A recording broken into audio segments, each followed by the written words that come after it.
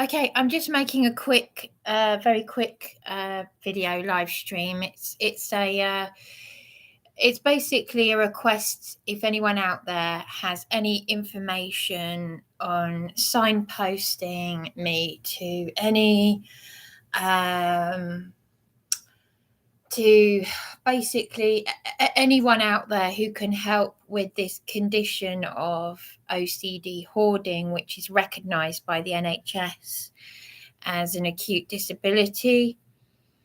I said in my last video, I just was meant to be about 5 or 10 minutes long, and it ended up being an hour of ranting. So this is just a quick thing, and I promise it's quick, but if anyone out there can help with this, I've got one contact. Long story, because the NHS website, that's why they make programs on TV. Stacey Solomon, is it, or Stacey Dooley, that helps people sort your life out or something. But they're usually helping people who've got nice homes and collections.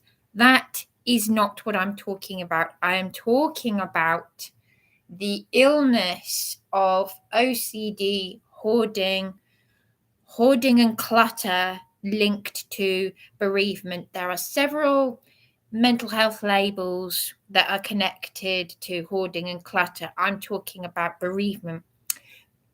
We're not talking about nice little collections.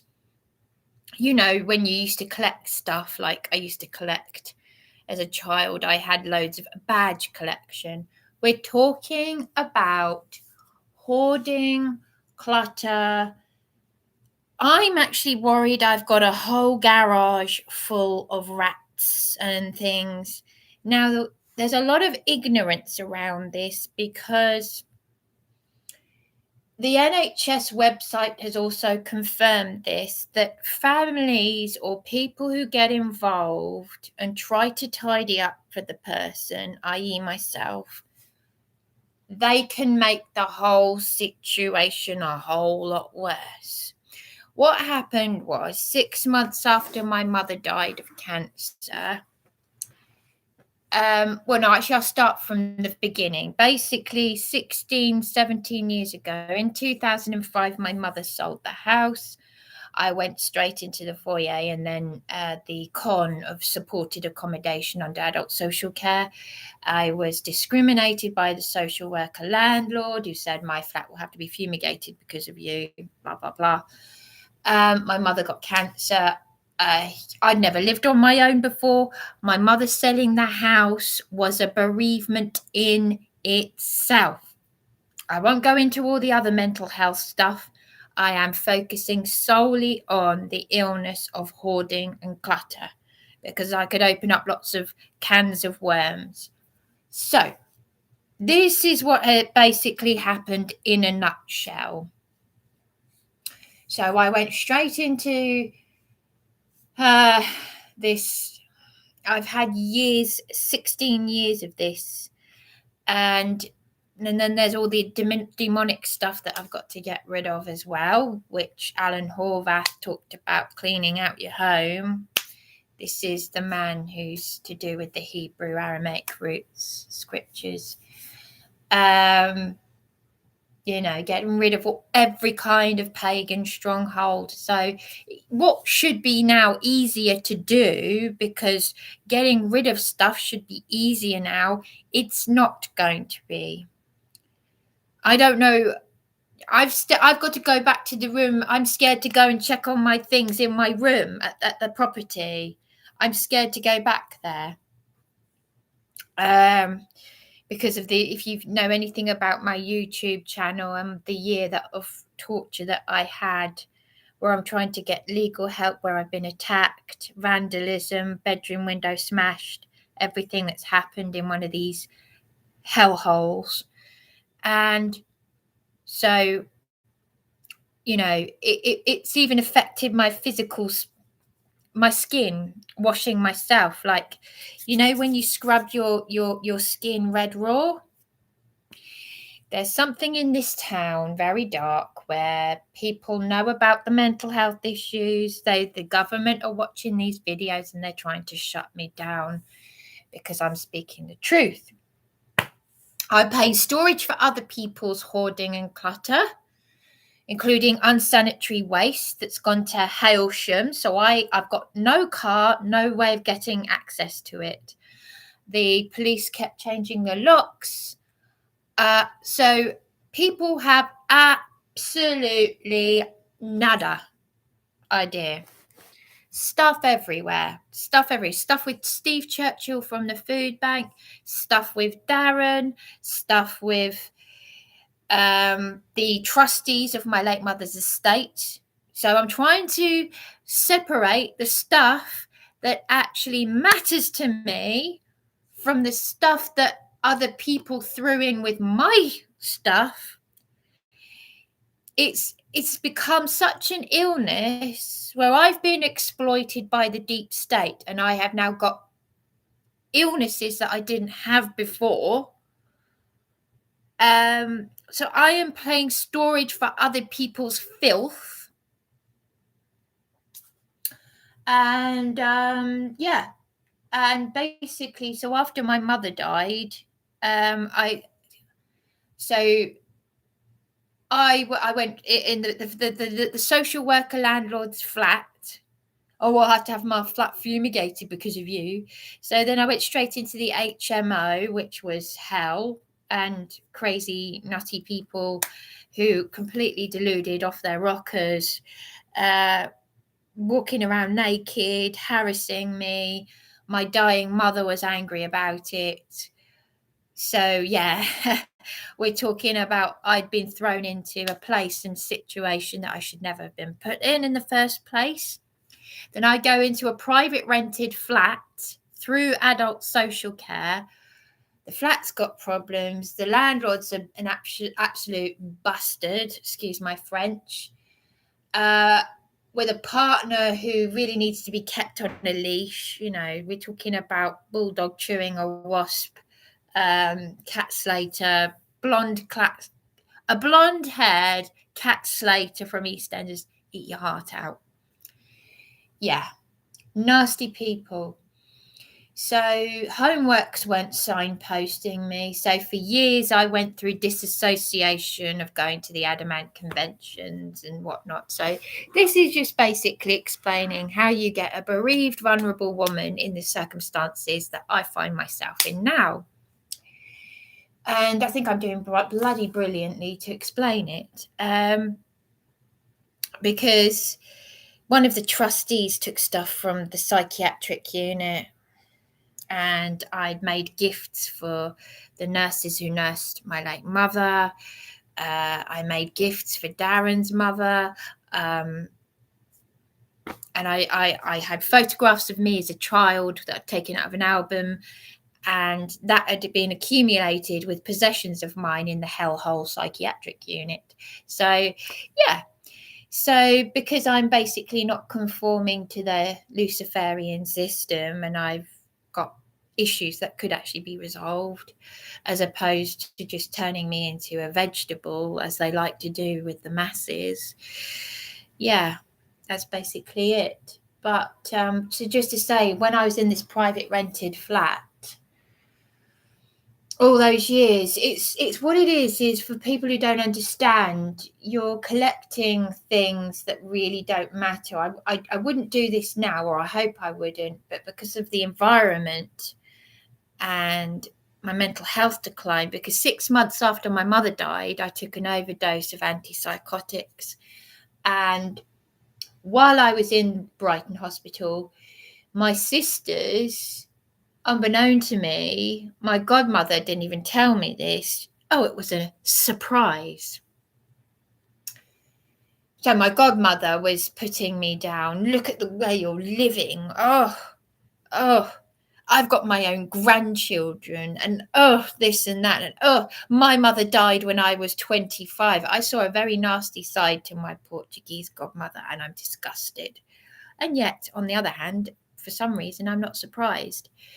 Maybe because you see it in people when you're a child, because I thought when my mother said to me, when I was a child, my mother said, if I ever die, you'll have to go and live with Anita. And I was like, I remember thinking, oh, please no.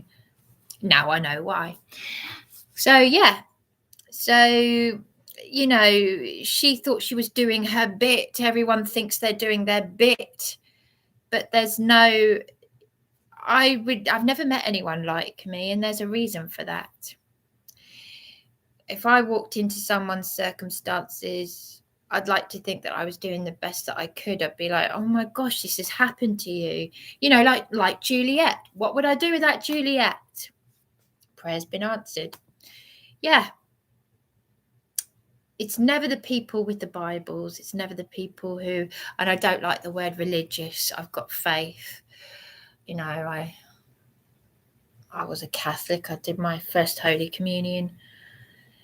Anyway, I'm going off on one totally here, but when you're collecting newspaper cuttings that have got tea stains on and stuff like that, I think people just don't know how to take me, because this is the stuff you don't hear about. And my mother cried for me before she died, because she said, it's all right for Tanya, my eldest sister, she's got Simon, who she's out now married to, and she's a landlady, but me and my middle sister, she was worried about me and my middle sister. My middle sister's living in her flat, and we didn't go through the stuff that really matters. She got rid of the doll cabinet, the antique doll cabinet that was meant to come to me. But when I took that overdose and I come out of the hospital, and I've gone in there and they've tidied everything up, I could have screamed, And all my godmother said was, I hope you're not going to be upset, and open the door and everything's been tidied up for me. The NHS website, even they say, best not to do that, because that person could end up in a worse position than they were already in. And it did happen, because I couldn't manage money. Everything was chaos. And this was something that the social worker landlord was meant to help me with.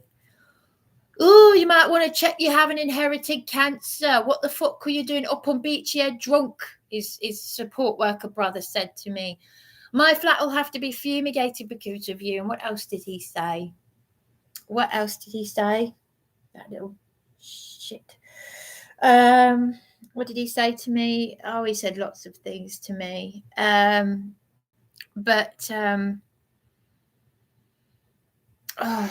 He said your money's all over the place. So this actually affirms the shame that was put on me. They're actually affirming me with their own stupidity. Because Adamant wrote to me saying, do not feel ashamed. Do not feel ashamed of your mental health. So, and I was and yet Adamant, I met him, but he had no idea. He was just seeing me dressed up, or not dressed, as it were, in the provocative get-up that I had. So that was my disassociation kicking in, because I paid £45 to the Salvation Army to find my father.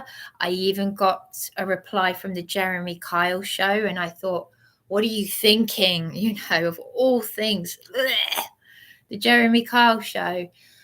Thank goodness I was spared all of that. Can you imagine if I'd gone on the Jeremy Kyle show to meet my father with all these really serious issues with that bear-baiting audience? Wouldn't be too different to this, really, would it? Troll alert. But they've contributed to people killing themselves, taking their own lives. So a bit like X Factor, all the people who took their own lives because of the bullying and it's sheer desperation. I contacted my father because I didn't have my mother. If he'd wanted to contact me, he would have done that himself by now. And I'm that vulnerable that someone like Caroline Stevens, I've given these contacts to her, and these insiders of corruption who think they are what they are, and they've just turned out to be, they're all crazy. They're all at each other's throats, and they're nasty. They're just nasty, covert narcissists. So my godmother, it's time for me to start standing up from really get the real Bryony out there now. Because this, this is do or die kind of situation. Come on, do it now or regret it for the next 10 years. Seriously though, if I was to actually focus on all my problems, it makes me laugh when people say, leave things in the past. If I was to actually think about my problems for 1 second, and you think I'm already doing that, you think I'm doing that now? My severe disability has got totally out of hand because of what has been done to me, the evil things that have been done to me. And I have got this disability that I need serious acute help with. I paid, what was it? £400. No. This woman was charging £50 an hour. I found her online in Eastbourne. Her business went into liquidation. This young woman, and I've got to be careful what I say, but I could see that she had self-harm marks on her arm. She had set up a business for someone like me to do with hoarding and clutter, and she was helping me. She's charging £50 an hour though for someone who doesn't work, and she even texted me to say, I'm sorry if you felt that I was can't remember the word she used, because this was 2014-15, and I just had her for that short period of time.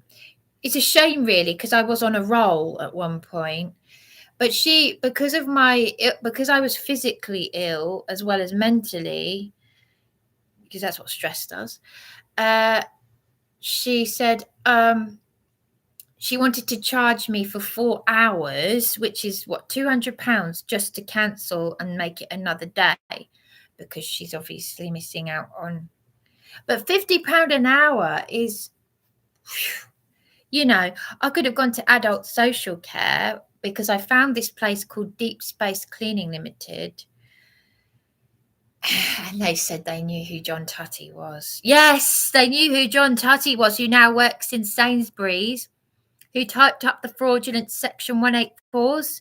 Don't worry, Bryony, I've got you on the phone now. I'm going to do some real nasty things to you, because this landlady and daughter had added to the clutter, and he typed up that I broke all the things I complained about, including the leaks and the bed bugs. That is how evil and corrupt these people are. Homeworks, Sir Mary's house, it's set up to fail us vulnerable people. There is something very sinister and dark in this country, and I just can't imagine this happening anywhere else in the world. I could be wrong, but I just can't imagine it. And as I said, my mother worked at sea. But yeah, I ended up in a worse position than I was in before, because the lady she gave me some worksheets on how to do the hoarding clutter process, and she said, you give yourself 10 seconds to decide whether you want something. And I thought, this is great, but I shouldn't be having to pay £50 an hour for this. At the very least, it should be, adult social care, through adult social care, Deep Space Cleaning Limited, I only found this out when I had a laptop, were charging less than half that amount per hour. And this is someone who doesn't work, who's on disability. You see where I'm going with this?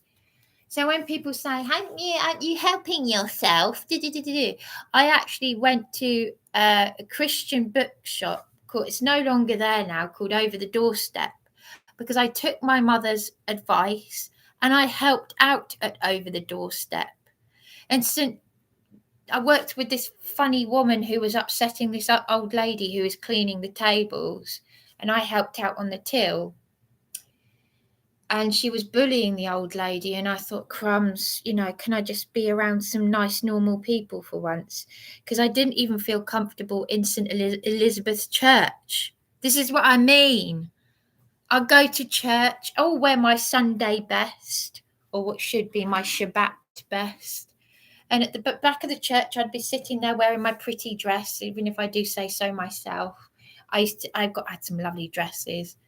I'm sitting there at the back, and people would say, is that woman, is she all right? She's always sitting at the back. And I would be quietly maybe crying to myself, like on Mothering Sunday. And the vicar's son gave me some flowers for my mother. All the while, I had this acute illness. And then because my sisters had gone in there and tidied it up for me, I then start pulling stuff out because I can't find anything.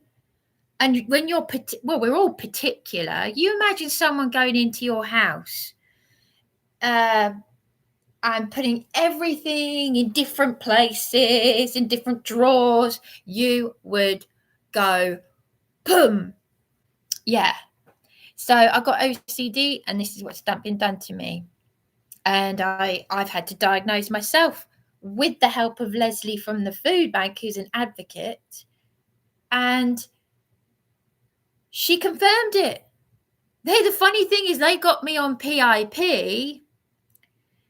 The funny thing is, they got me on PIP, personal independent severe disability. And she's the one who said that I know that's what you got because I'm trained in OCD.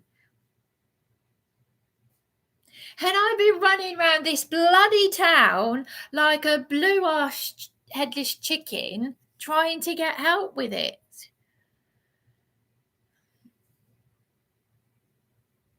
I'm just reading your comment. Thank you. Reach out to Poppy Sprague via Facebook. She goes by Beth Change. Also, check out her YouTube channel. I'll tag you in it. She is based in the UK. Also, oh, thank you. Is that to do with what this video is called? Hoarding, clutter, OCD. Is that is that what she can help with? Spiritual gather good. Yeah. Now, I wasn't being funny, in my comment section on the other videos. It's just, you see where I'm coming from, though. I was banging on for an hour about this and that and everything in the last video. As I said, I wasn't being funny to you. I was just trying to say that you were trying to say, this is what really annoys me about people, about leave things in the past and all of that. Because, as I said in the last video, it took, what's the name from the laundrette, Sally, 35 years to get on the housing register, to get a council house. I'll be an old lady by then. This is my time of life right now. Life begins at 40. For me, I feel like it's ending. Do you know what I mean? My eldest sister, how nice is she? You're too old to have a baby. Well, my mother had me at 44. Well, I know I was an accident, but she had an illegal abortion 24 years before I was born. But, and I think this is why as a child, I thought, crumbs, I don't want to bring a baby into this world. And that's what I thought when I was a child. And now I'm actually going through all this hell because I had this thing in my head as a child. I thought, when I grow up, when I'm in my 30s, I'm going to buy a house. I'll be sleeping rough. And I was like, I said to my mother, I want to get married. But at the same time, at the same time, I want to live with you, mummy, you know, and I don't want to go into a really painful subject here, but this is all to do with bereavement, the OCD, the disability that I've got is actually related to what I'm saying right now. Because I, as a child, I'd get into bed with my mother and I'd say, I want to live with you, mummy. I don't want to, you know, when I get married, I want us to have a granny annex built for you. That's what I was saying when I was a child to my mother. So to all those horrible, horrible people, and unfortunately, some of these people have been the closest people to me. Well, my mother died. You know, how horrible is that? Because if I was a child, I'd still be saying, you know, I'd be saying, my heart would bleed for someone just as, I don't want to get emotional, but yeah, you know, not many people have the relationship that I had with my mother. Very, very, it's out of this world. But yeah, so that's what this disability is linked to. It is rare. No, it's not rare. It's common, but the issues, my issues are, I haven't met anyone who's got, I personally haven't met anyone who's got an acute attachment to their mother. I don't have friends. So yeah, it's all these painful things. So yeah, and this video is going to be really long unless I just stop talking. But it is it's a shameful, embarrassing thing that I'm now talking about, because I was sick of like putting the makeup on, doing the British stiff upper lip, and I just wanted to tell it how it really is. Because how do you do that? You get to breaking point and desperation, you're homeless, and you realize you can't pretend to be something that you're not. You can't walk around like Princess Diana and it doesn't matter who the hell you are and how nice and polite you are going to reach breaking point. And if you've got all these acute issues that have been seriously, you know, so yeah, that's basically it. I guess maybe I'm talking about the great big pink elephant in the room again. Maybe everybody's like, actually, I'm glad that Bryony's talking about this. But then maybe they had people around them. Maybe they've got friends and family, because when you watch those TV programs, the ones in the US and the UK, well, the ones in the US, oh my gosh, you see some of these houses in the US are so big, and they've got hoarding up to the ceiling. One of them, someone went in there and they were like just going into the house. They were almost vomiting. They were retching because they had, whoever's house it was, it had gotten to the point where they were, well, a bit like this. They were collecting, well, I haven't washed up these bottles yet, but these are all empty bottles. And I've got a bag of recycling out there. And the funny thing is, going around these hotels, Darren has done that to me, because I kept saying to him, no, I'm not ready to collect recycling. And he did this in the flats before I was evicted. And I said to him, you wanted a caring role. I didn't want you to be a carer. And he was collecting the, and he became quite violent over it, like possessive over it. We actually had a fight in this hotel over it. And in the end, it's sort of like been, now it's like he's not here, but I'm feeling the need to do that. And yet I know that the most important thing is getting rid of my own shit, excuse my French, before I actually do recycling. I'm not ready to save the planet yet. I've got to save Bryony. Yeah? Anyway, she can help with all forms of issues, my dear. It's okay, Bryony. You do not have to explain yourself, sweetie. I'm sorry also for the way I come. Oh, no, that's okay. I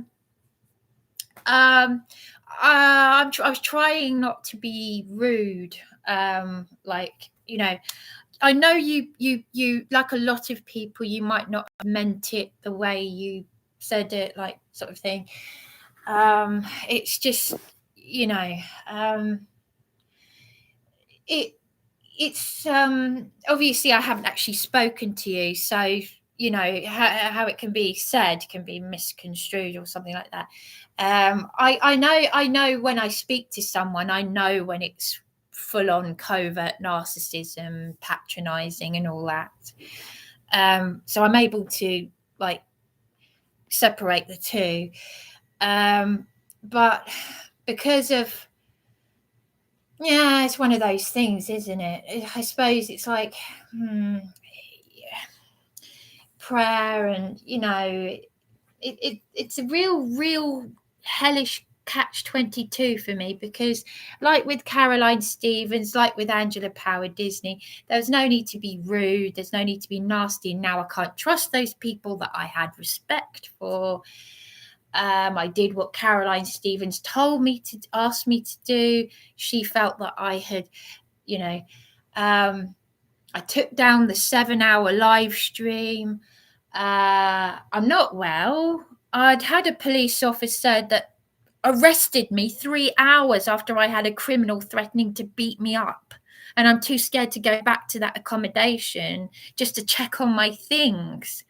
So you can imagine my head is way down with stress, you know. So this is a lovely lady that, what I thought was a lovely lady. She prayed for me. I'd never spoken to her before. She sounds really gentle and lovely. And yet my lady friend, I can't talk about Juliet because I don't want to let's just say that other people can get a feel for someone else that maybe I don't. And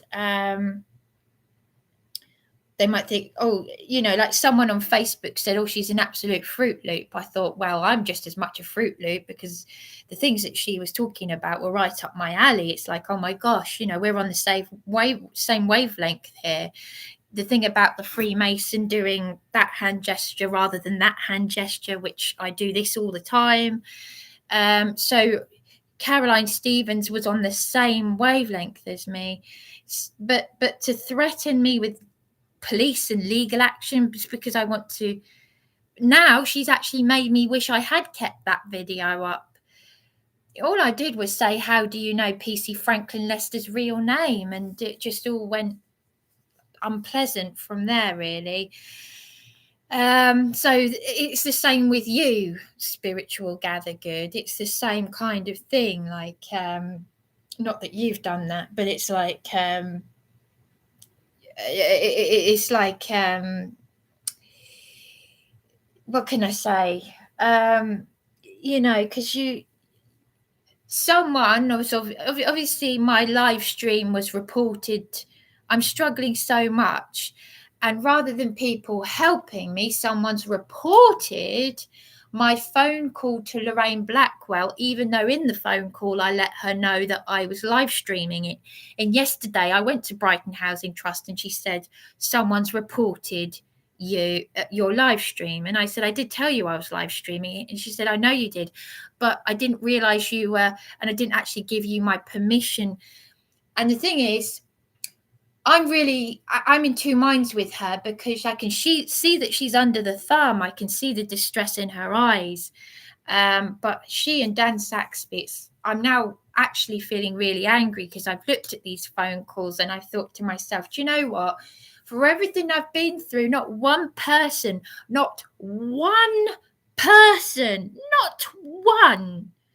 throughout everything that I've been telling people, and they've sent me away knowing I'm struggling, and the corruption that I have suffered, not one person. So I'm getting nothing but invalidation from people on here, and having my live streams reported, and someone can pray for me and then threaten me with police and pray for me on on verbally talking to them.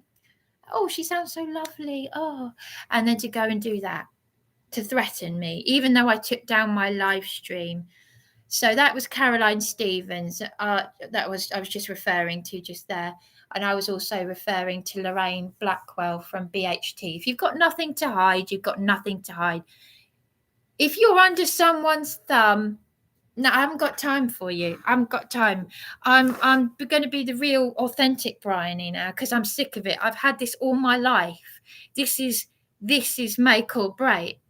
So for some reason, it's not letting me share certain info, but I fully recommend that you reach out to Poppy. Oh, that's strange.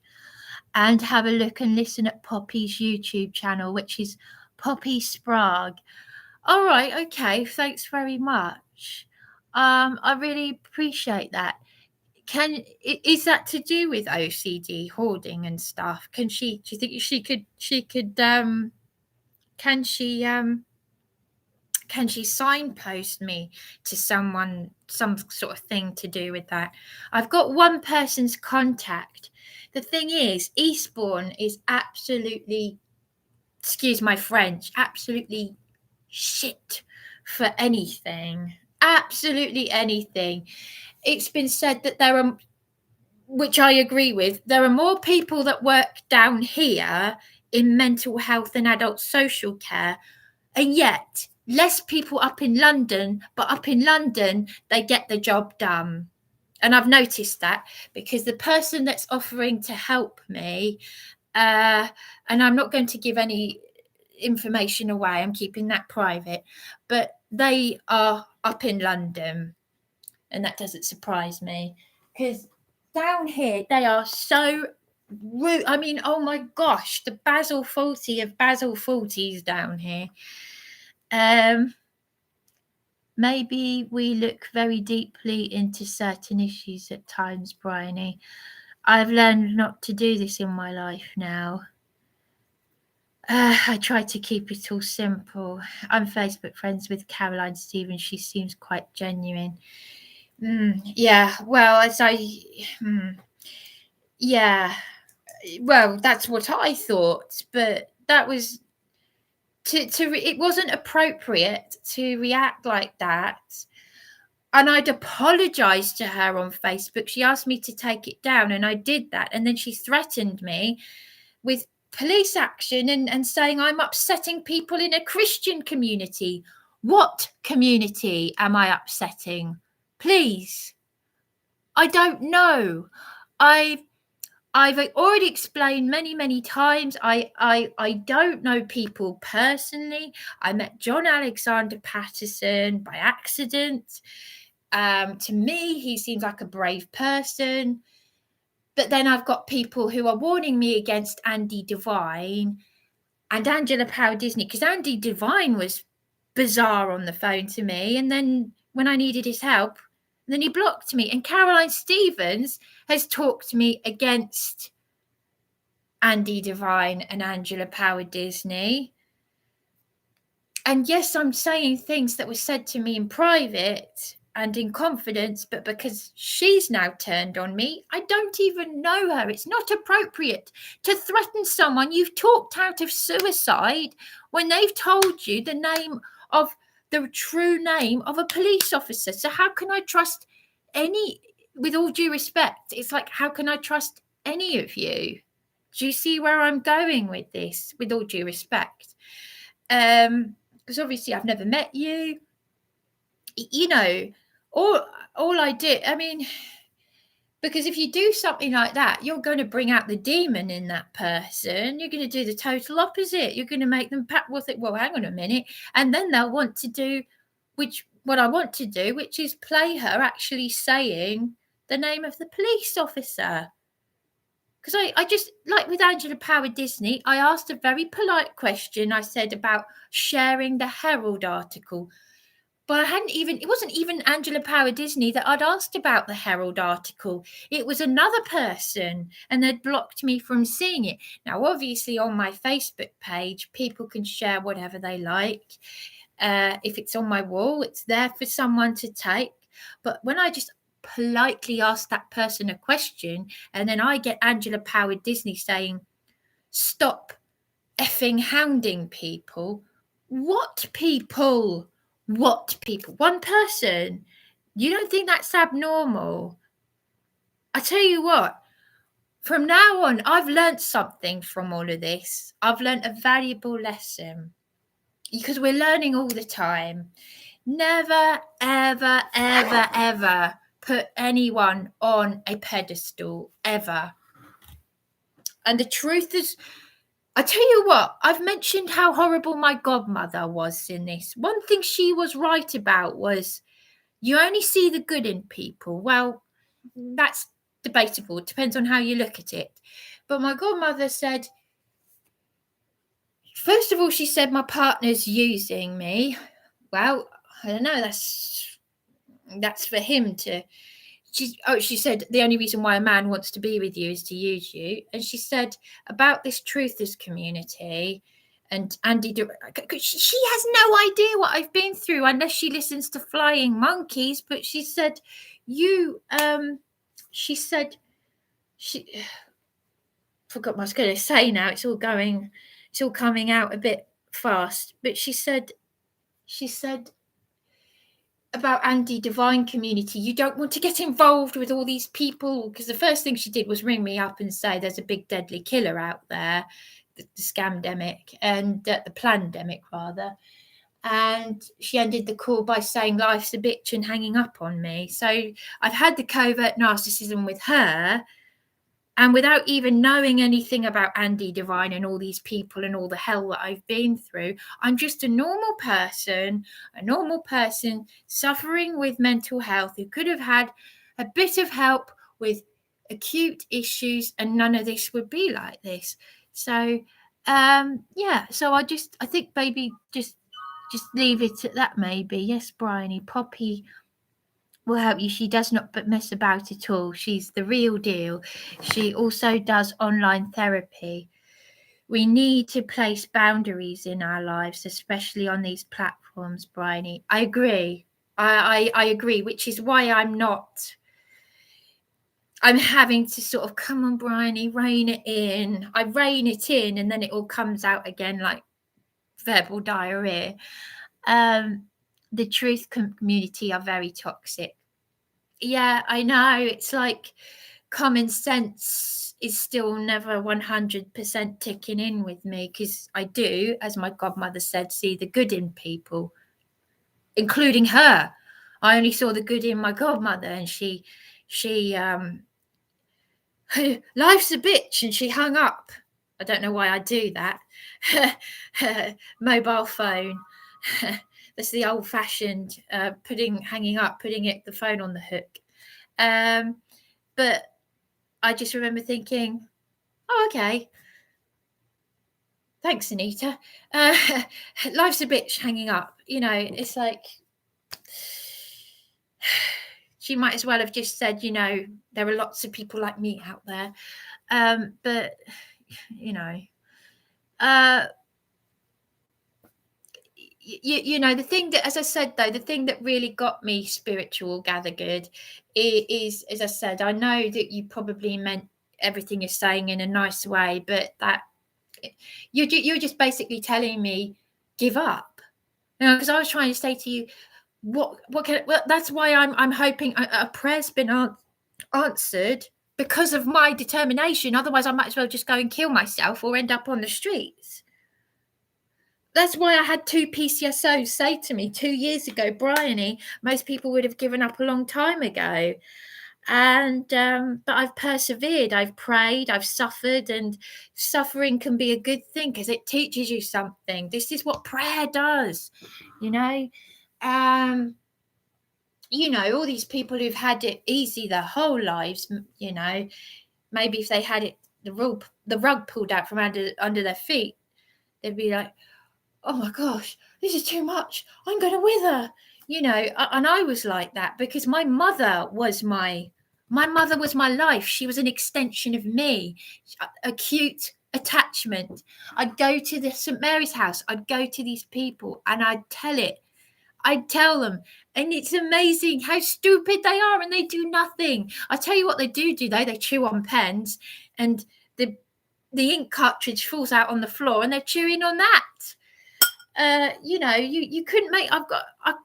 I've got all these stories that will make you laugh, and you have to see the funny side of it. But yeah, I've learned something about the truth community. But you know what you said about that comment on my video. The point, as I said, it took what's the name, 35 years to get on the housing list. And the bidding thing that you were talking about, you can get pushed to the back of the queue by someone else who's considered more in need of housing than you, and you could have been on that housing list for years. And as I said, the private housing sector, you know, you said, are you looking on, are you doing, I'm not just sitting on my laurels doing nothing. As I said, I'm always looking on Rightmove. But every time I've rung up about a private rented flat, they'll have loads of people looking at just one flat. There's a high demand and short supply. And on top of that, they want you to have a guarantor. They want you to be earning a ridiculous amount of money per year. I tell you what, the number of people I have seen, the distress in their eyes, because they are dealing with vulnerable people all the time. So all these idiots who've got nothing better to do with their time than attack me, a vulnerable woman, what a pathetic, sad, low-life existence that they have, and how strong I am, how strong I'm getting that strength in me. And yeah, and I just can't get my head around people. I've always known the world is full of stupid people, but at least I give them the time of day. You know, it's not about wanting to see the good in. I want to see the good in people. I could just say, "Oh, f off," all these, everyone's an effing whatnot. I could do that, but I don't. Which is why I often end up being really, really nice to my. I can understand part of me why Darren wouldn't say anything, and I'm thinking he's my partner. He's meant to be a man. Why isn't he telling these people, leave my partner alone? I said, are you scared of them? He said, I'm not scared, because he shut the door. He said, I could kill her. That criminal. But what annoys me is, why haven't his parents asked me how I am? Why hasn't anybody said, oh, I'll just give Bryony a call. Are you all right? Not one person. Not one.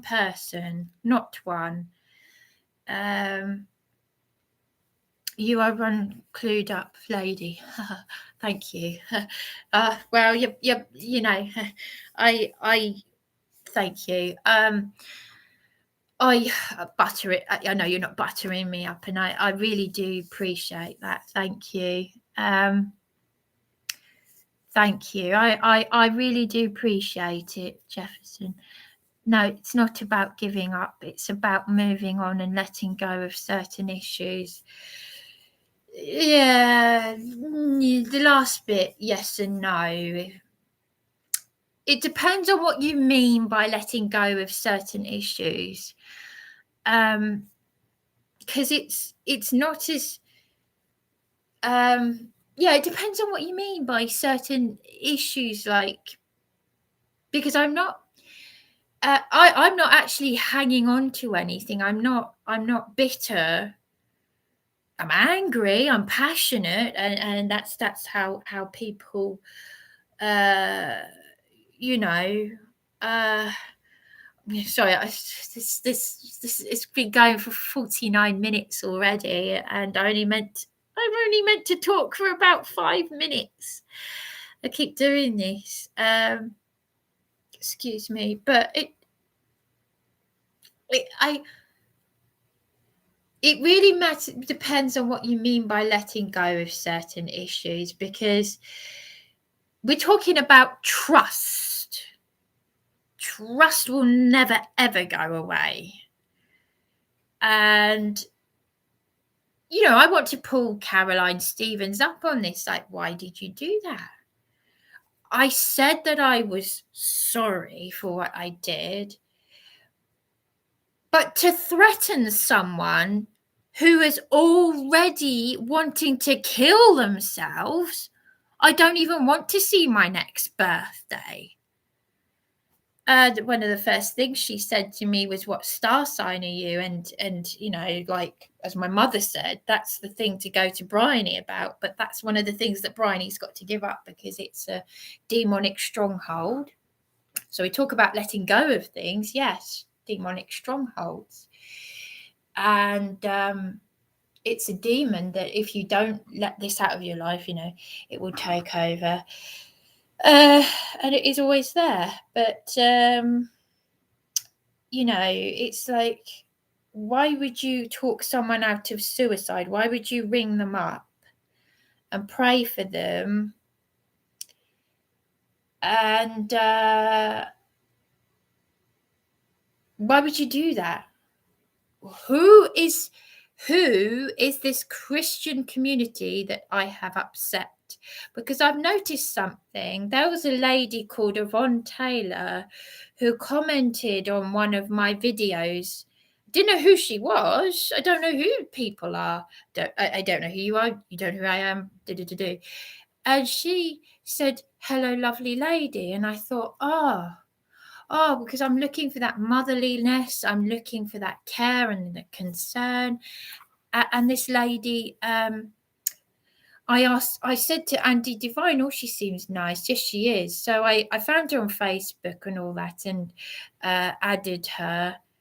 And without being personal about her, she's had her difficulties. And she seems to know, she does videos about the council and stuff, because she worked for the council or something. And I've noticed that she's blocked me. Now, I don't have contact with people on Facebook. I talk about my emotions. I say I'm suicidal quite a lot, because I am suicidal quite a lot. You think I'm going to stab myself with a 6-inch knife? It went right through my arm. You see there? Can you see the scar there? Yeah, it went right through. Right through. I just went like that. The knife went right through come out the other end. And I did that in the Strand Hotel in December 2018. I did that. And Steve Churchill from the Food Bank, he's a Christian. And I'm sorry to keep saying Christian. Christian doesn't mean anything. It won't mean anything to our Saviour. It's just a Hellenized word, isn't it?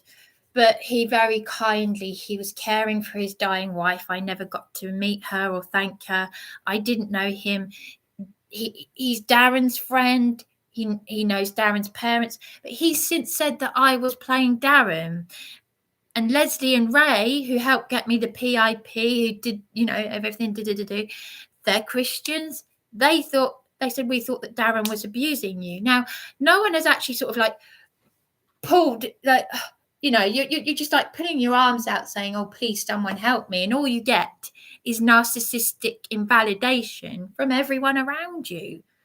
And yet Darren was saying, look, Bryony, I've been holding my arms out, and he said, I feel like we're drowning. We're both drowning, going help, and no one's helping us. So no one out there has actually helped me or Darren. And Darren has had stitches where his tendons are.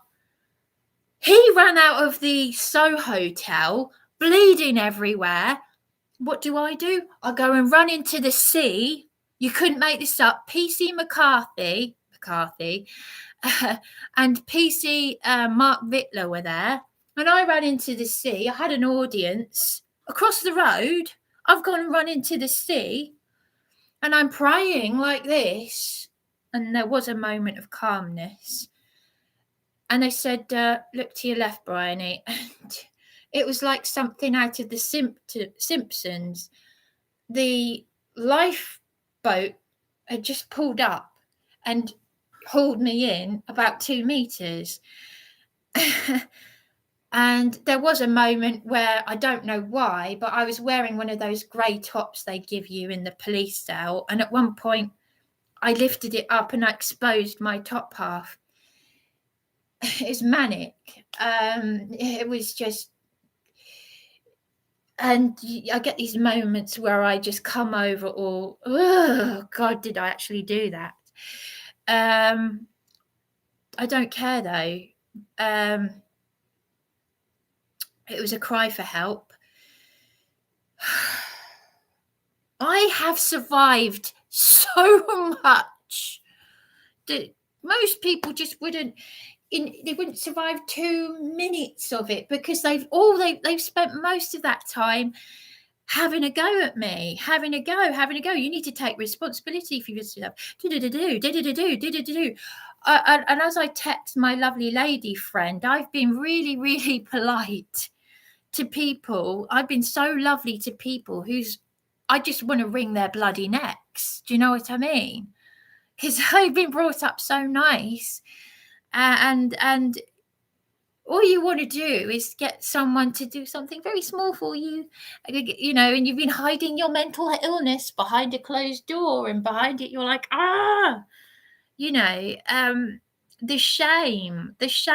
I am letting people that I don't even know. I'm putting it out there on YouTube for any Tom, Dick, or Harry to see that I am,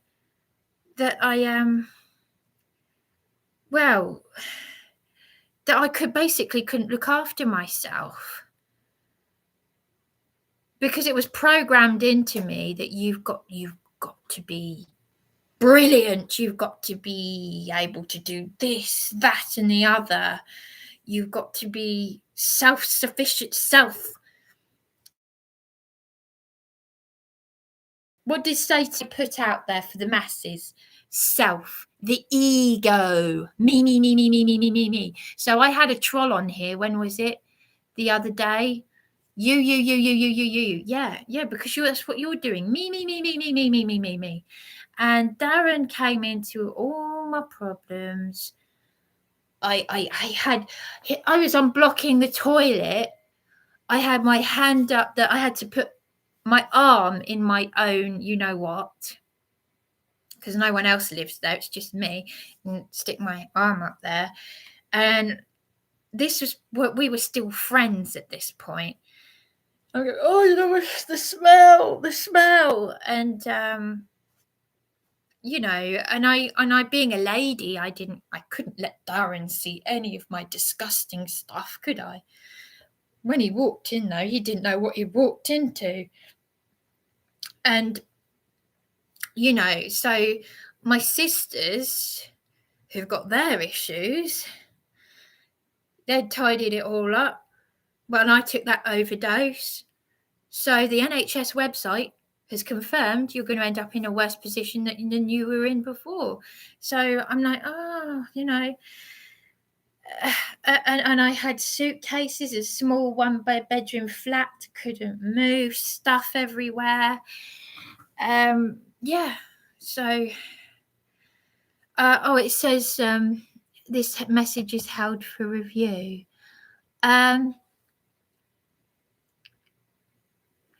It just sounds like you're trying to fight the Masonic system. Yeah, not half. My whole video is about this. I actually had Yes Minister on just now before I put this thing on, and I heard a phrase I hear all the time, like, we're going round in circles, and then they hang up. I had the magic wand phrase, and this was 42 years ago.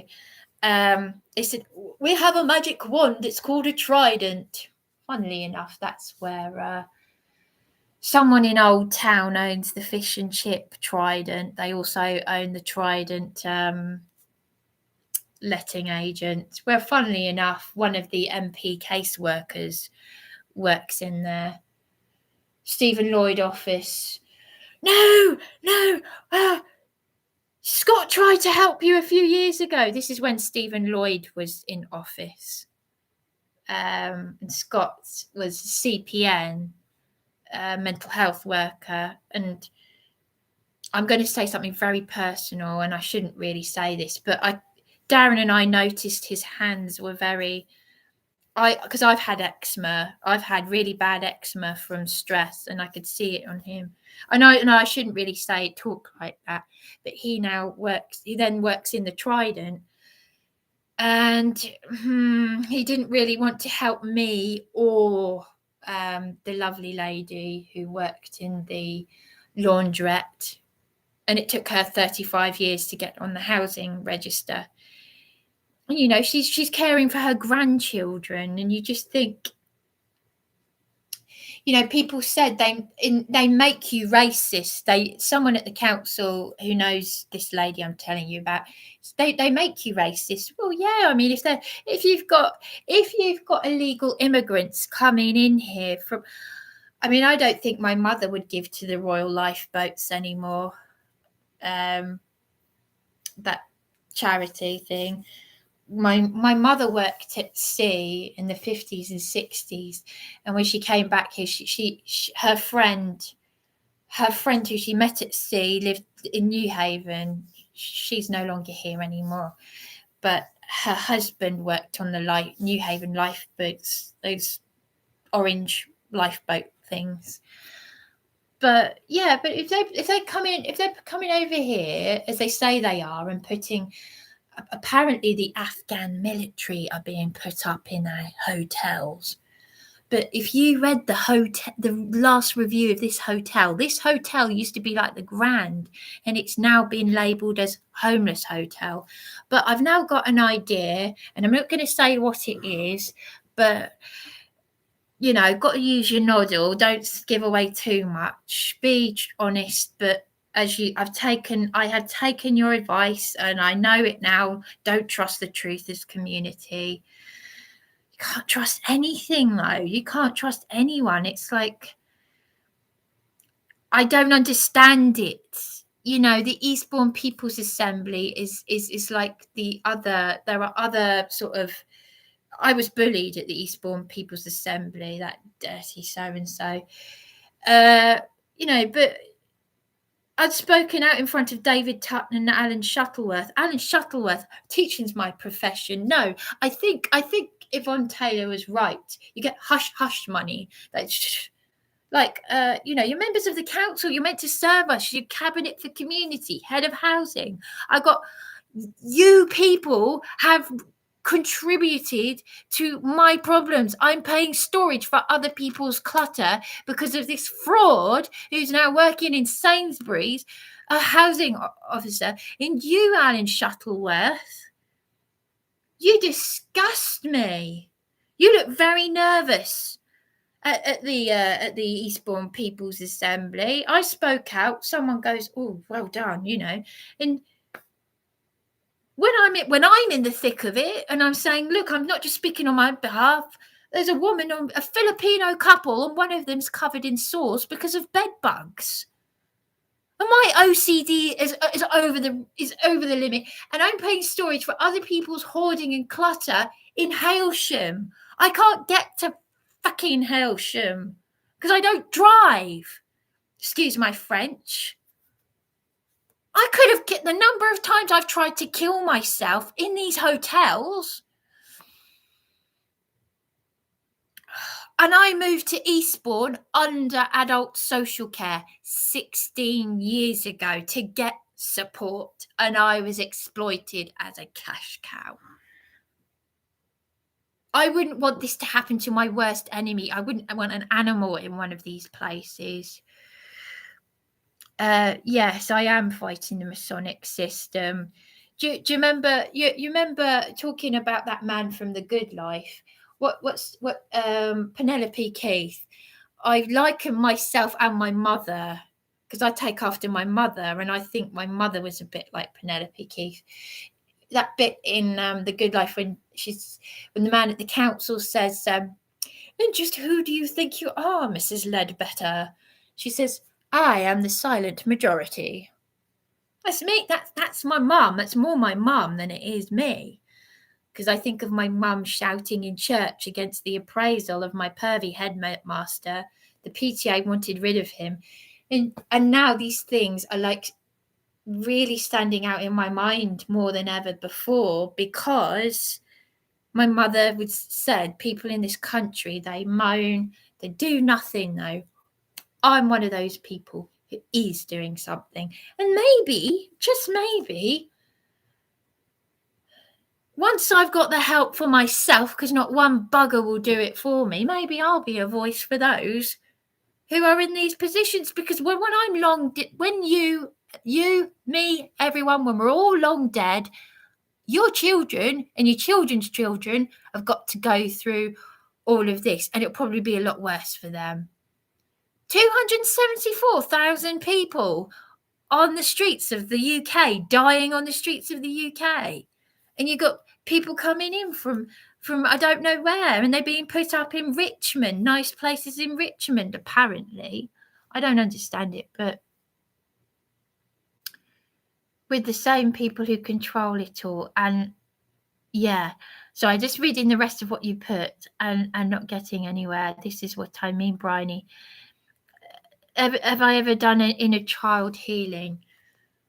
To be honest with you, I've been doing everything that I need to do, but you can't. It's like what Juliet said. She's my lovely lady witness friend, and if she doesn't mind me saying, she's still going to an oncologist. She's not out of the woods. She was attacked by a random drunk in the street for trying to help me.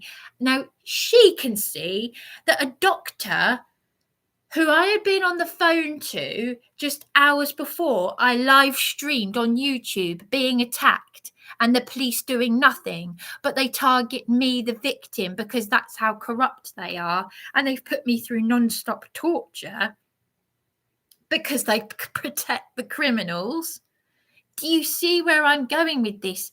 I'm barely able to function. My partner, Darren, is 13 years older than me. I'm thinking, where's the man in him? Where's the brother?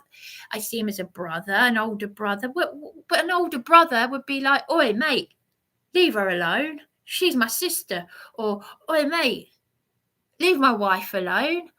I'm not getting that with Darren. I was told by a WPC, you've got to be the man in the relationship. I don't want to be the man in the relationship. I'm like something from Little House on the Prairie. I'm old-fashioned. I'm not old-fashioned. That's the way it should be. The Bible says the man is the head of the house. The Tavistock Institute of Human Relations has broken the family unit, so that we don't have a figurehead man and woman, so that we've got all these disgusting things going on, paedophiles, same-sex parents, men who've got two parts of breasts and a penis, like Baphomet thing. All that's disgusting, revolting, horrible, disgusting stuff.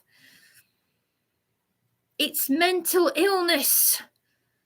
It's an illness.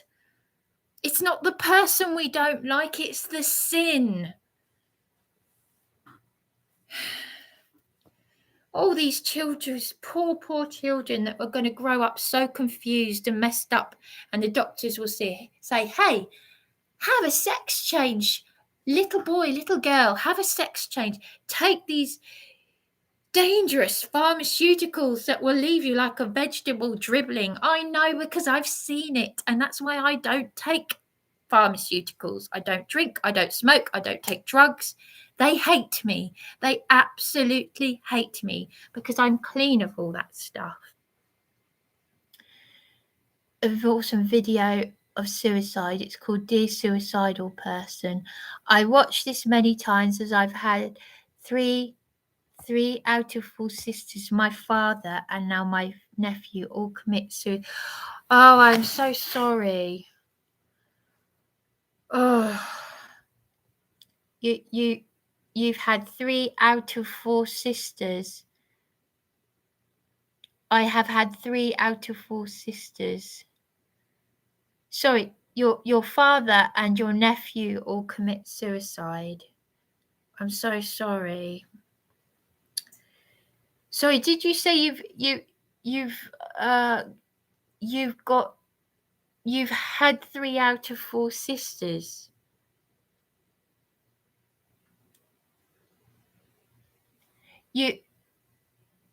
You've had 3 out of 4 sisters. On Poppy YouTube channel, she has awesome video. I need to write this down. I'm so sorry.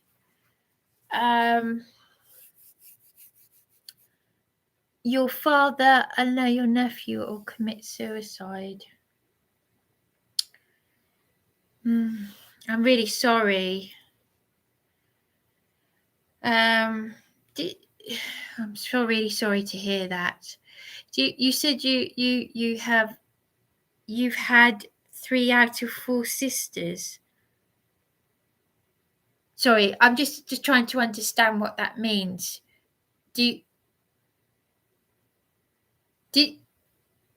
say, sorry, are you saying you're not saying you've had 3 sisters commit suicide, have you? So I'm sorry, am I misunderstanding something here? You've had 3 out of 4 sisters. Lots of times we will codepend on others because we would rather have something than nothing. Yes, I know. I know. But for me, it's just pain. I clinginess. Well, it goes deeper than just that for me. You had 4 sisters, now only 1. Oh.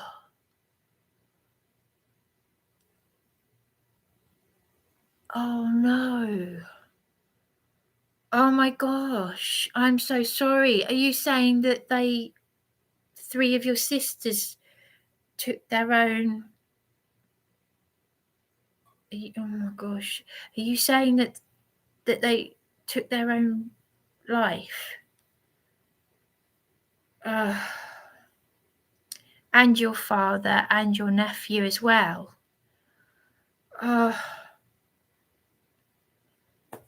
I can't begin to imagine what that's like. I'm so sorry. I really, how do you cope with that? I mean, mine's different to that. My sisters, it's like they're spiritually dead to me. They're estranged, but it's like they're dead anyway, including my estranged father. God, I try not to get, emotional talking about it, but I can't begin to imagine what that's like. I'm so sorry. I just keep saying sorry because I don't know what to say.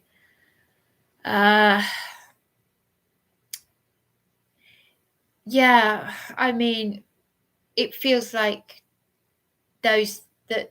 my strange siblings and father, it's like they're dead.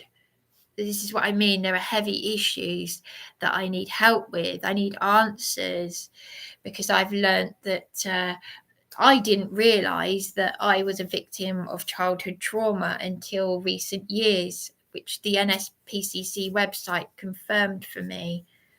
That you only have to witness violence. You don't necessarily have to be knocked about, even though my eldest sister smacked me senseless and claims or ordered me not to remember it. There's controlling. This is why I've had a lot of controlling behavior in my life, and why in the psychiatric unit and the police have done the worst abuse to me, worse than attempted rape. I was laughing off attempted rape. I can actually laugh about that. A lot of women don't report it, but it's the controlling, it's that psychological, that controlling thing. And the most it's that emotional abuse that people can't see. That sort of I don't know, really sounds to me like psychopaths and sociopaths. They both of them can murder people and put on a front of, oh, what a nice person. Yeah, those psychopaths, sociopaths, narcissists. How would you know? How would you know? Because they're usually the most trusted people in society, the most loving kind of people sometimes. How would you know? And but what I meant to say was that my lovely lady friend, who's still going to an oncologist, she was attacked in the street by a random drunk. I've got the doctor saying to me, go for CBT. I've been trying to get help for 26 years now. Yeah, 26 years it will be now with my mental health. Never had it. The way they treated me at St Mary's House when I first moved to Eastbourne, under adult social care and supported living, and I sat with the rudest people with clipboards who were going, oh, rolling their eyes at each other and doing this, listening to me, and I thought, something's not right here. And that was 16 years ago. Excuse me. So, you know, and then a few years ago, I've got a locum telling me that me and my sister, who's had a sex change to a man, need trauma-based therapy, something that the Viet War veterans had. Now, my sleep is going. I'm having really disturbing nightmares and problems with sleep, and yet I didn't get out to get Zopiclone, and the doctor, you look him up on the website. Look up Dr. Caro, Lighthouse Practice Eastbourne, and it will say, look up on the website, I'm interested in all areas and aspects of people's lives. Bollocks, excuse my French, because I didn't get out to get the Zopiclone, and he'd said to me, oh, you're going off on a tangent, Bryony, and there's me being polite and everything, and then that is the video that I live streamed on the 26th of September, where I've got a woman, a girl, who I had comforted her tears that day. She's got a boyfriend who's calling her a fat C word. And I thought, oh, you poor thing. And I thought, oh, it's sort of like, I'd even prayed for her. And she had her demons were obviously released. She left blood on the door. Neighbours woken up, attacking me. She was mocking me for being suicidal. I don't care. At that point, it's like, I don't want to know. I do not want to know. At that point, that's it. Next day, she's crying to me. I'm so sorry, Bryony. I'm really sorry. And I said, look, I thought you were a nice girl, but I tell you what, I'm hiding it. I'm hiding the anger. I prayed for her and she did that. And obviously, yes, they're demons, but I'm sick to death of being a doormat and I'm not having it anymore. So I've had it my whole bloody life. And to have a GP, it's the GP. I'm more angry with the doctors, these bloody people. I never got out to get that Zopiclone because I was so drained. And then I'm being attacked by her, and I think that my partner's behind it. I recorded the staff that run the property verbally abusing me. I'm too scared to go and check on my stuff, for crying out loud. I know I keep repeating myself. It's okay, Bryony. I have dealt with... Sorry, yeah, no, back to you lost your 3 sisters. I'm so sorry. Oh, and you lost your nephew. What, in February in February last year? Or, no, sorry, you're talking about years ago. I'm so sorry. I keep saying sorry, but I don't know what to say. Sorry is such a, I always wish there was another word, because it's that word. I'm always saying sorry, and it's like, it just sounds, naff, and, you know, um, I am very self-absorbed, obviously, but it's so sad because I don't know really, what can I, I've been very blessed with the amount of people who've been so honest to me, and I just never know how to react when I hear. I've heard so many horrific things, like the ex-army Jehovah's Witness who was sexually and physically abused in the most disgusting ways by his dad, and then he went into a children's home in the 60s, and it was even worse there. It's all the satanic Luciferian stuff that John Wedger exposes. I'm so, I just I but there's a man here who said his father beat him with, with a belt, and my father has let me know on Facebook that the same happened to him. But then my mother said to me, my very middle class mother, that I'm being criticized for by these truthers. My father still had the sort of upper working class, because they wanted him to go to grammar school. And my father said if my eldest sister went to a certain church hall, he would make her life a living misery. Girls' Brigade. She made him proud, and she went to a grammar school. But when she moved down here, she went to Tideway, which is like Grange Hill by the sea, if you like. And they do things like stick people's heads down the toilet, getting into fights. They used to fight with the school that I went to, Seaford Head. But I went to Seaford Head much later, because my eldest sister's 11 years older than me. But both schools used to fight, apparently. It is like something out of Grange Hill. My mother got me on the Gazette, the front page of the Gazette. My daughter was bullied so badly, bullies. And yet I was triggered yesterday. It is like that MK Ultra kind of gang stalking, weird programmy thing, because yesterday, as I said in my last rant video, a boy from school who was scary even as a little boy at primary school, John Michelle, who, according to my teacher friend, may or may not have, I've got to be careful what I say, but he may have done something to a woman that was similar to what was done to me.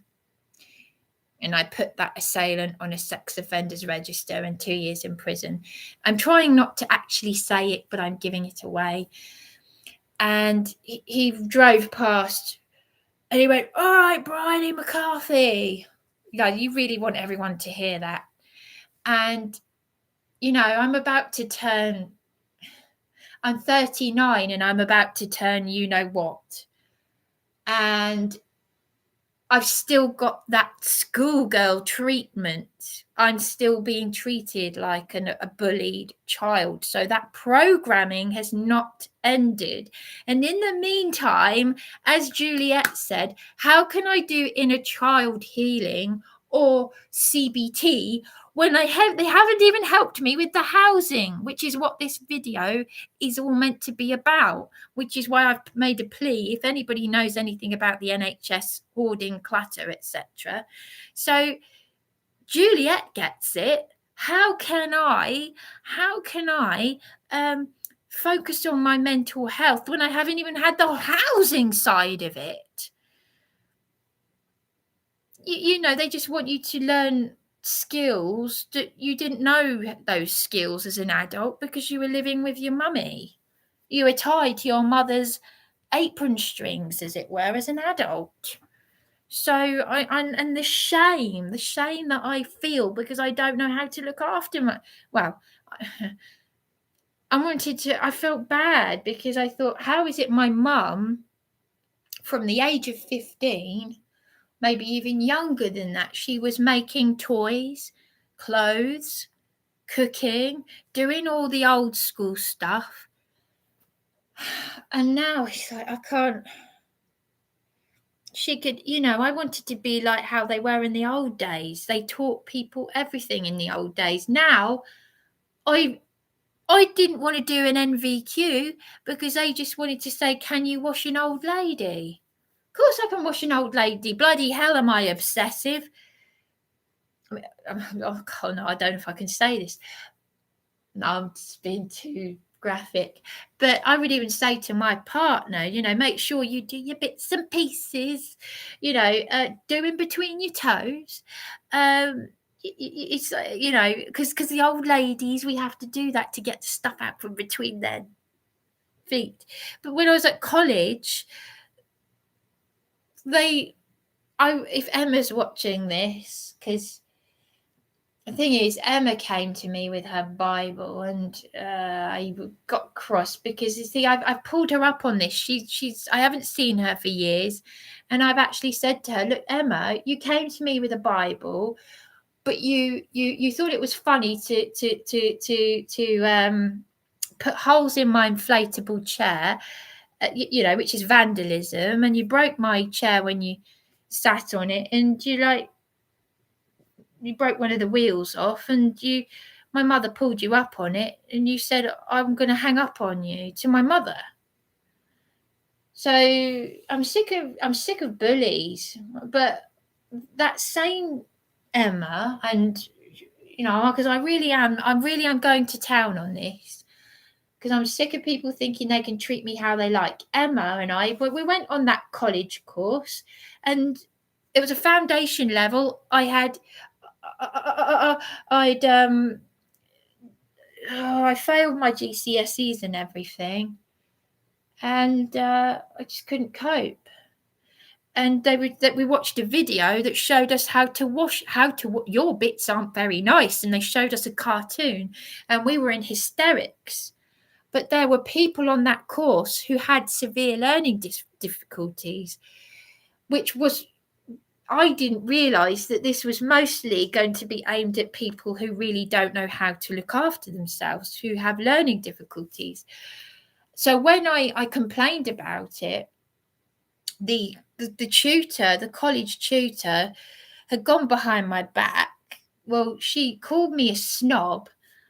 And because I said, she said, look, we've got people with Down syndrome who are handing in their work before you. But when I finally handed in my coursework, she said, "Oh, this is beyond. This is more A-level standard." But yeah, it's just people like this who just sort of, they go behind your back and they sort of, oh, could you ever forgive me for saying that? And then all the while they're doing what everybody loves doing to Bryony, which is, be nicey to the face, and behind their back, they're like, and not being very nice. So, and they've, so what is wrong with Bryony? But nobody listens to Bryony, no, because it's been like, so when I did care work, I resented the fact that an NVQ, I wanted to learn. If you're going to learn something, teach me something. Don't test me on how to. I had someone watching me with a clipboard to see if I could wash an old lady. And of all people, it had to be the bloody bully. Not one of the nice old ladies, the one, that really nice girl, Lauren's aunt. I was bullied so badly by a matron and sister, and then by a woman in the scullery. It's like being bloody Cinderella. Seriously, this has been the bane of my life. So I'm sorry. I've just gone off on all about myself. I'm sorry I haven't. I'm sorry. Just had to get, obviously it is all about me. It's okay, Bryony. I have dealt with it. Yes, they all committed suicide. Lost my nephew in February. It's okay, sweetie. Please, it's okay. You don't need to say anything, my dear. I'm so sorry. Committed suicide. I'm so sorry. I really can't imagine. I really can't imagine. Sorry, I know I already read that bit, but I really can't imagine what that's like. I can't imagine what that's like. You mentioned about, that's why I mentioned about inner child healing. I have a female friend on Facebook who lives in the UK who could help you with this healing. Her name is Sam Lindley. She has an all-female group also. Thank you. Are they professionals then? Or are they just people sort of, if you don't mind me saying, giving their sort of outtake on it? It doesn't really matter. It's not really always about qualifications, because as we know, people who are qualified often don't have a bloody clue, as I know. But I was just curious. I really am sorry. I keep saying sorry, but I don't know what to say. And I'm just going to sound like I don't want to. If I keep saying sorry, I don't want to, I don't want to,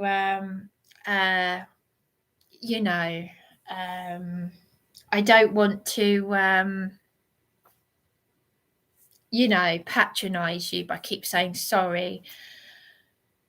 It's, perhaps it's food for thought, really, because it's like, the thing for me is I need mediation. I can't. How I feel about going back to my room to check on my things. I'm too scared to even go near the road. I'm feeling like a child. And I don't want to put all of this on my lovely lady friend witness, Juliet, because she's still, as I said, going to an oncologist. She's not well. She's caring for her nephew and her sisters. She's got people who've got mental health issues. She's a very caring woman. That's why a prayer was answered when she saw me in my dressing gown and she saw my distress. But that's how I feel about my sisters. It's like they're dead to me. I don't feel like I can go to them. There's so much narcissism, so much pain. And obviously, if I've got a sister who's living as a man, and this is what people are like, oh, there's nothing wrong with that. Yeah, okay, yeah. So you'd be okay if your sister shaved her head. Yeah. I don't want to know about all the physical stuff, but I can't cope with it. I cannot cope with it. I just can't cope with it. This is my sister. There was no confusion at birth. My sister is not a hermaphrodite, unlike Adamant's ex-girlfriend, Jamie Lee Curtis. She's not a hermaphrodite. It is a mental health problem. I had a locum say you need trauma-based therapy. As I said, it's quite amusing, really, that someone actually said said to me that I look like the bloke from Bucks Fizz, and yet said to my sister, one of the blokes from Bucks Fizz called my sister darling at the bandstand. And I just feel sorry for my sister, because she really was upset that she wants people to see. She said, "Oh no, I want to be seen as a." She wants to be seen as a man. People have always said, "Oh, I mean, there was once a little bit of jealousy because someone thought that I was with." I don't want to say it because it's just so. I'm trying to look at the humorous side of it. But is that your boyfriend? Is that your boyfriend? No, it's my sister. That's a man. You know, she wears men's clothes. She's, as long as I've known my sister, she's always, there's quite a big age gap between me and my sisters, but she's always worn men's clothes, so it's always been like having a brother. She rides motorbikes and stuff like that. She is in essence, she's always been like a man. But there is the thing, I talk about the big fat pink elephant in the room, and it's always been there. And this middle class exterior is not going to cover it up. You know, my father is saying his father beat him. My mother had to stop herself from actually killing my father. The only thing that stopped her was me as a baby on his lap. She told me that. And what stopped her from doing that was the thought that she could have gone to prison and I would have ended up in care. And I have been discriminated against, seriously, on the grounds of bullshit class. It's bullshit. This whole government is deep state Tavistock Institute bullshit. Feels good to swear. I was brought up not to swear. I just remember my best friend as a child daring me to say, ask your mummy what bollocks are. It's my favourite word. Mummy, yes. What's a bollocks? Oh, and my mum told me what a gay man was. And apologies to any homosexuals out there, but I was so disgusted when she said, she told me as a child, you do it up the back passage, and I was like, ah! But all along I didn't realise that my mother had an illegal abortion 24 years before I was born by a male prostitute. And it was a cop that took her under his wing to Pennsylvania. She told me that in the Hydro Hotel. And as I'm talking right now, I've got a bit of disassociation going on because, well, you imagine your mother telling you that in tears. And you've got nutters saying that you're a nutter because you're speaking the truth. Anyway, there we go.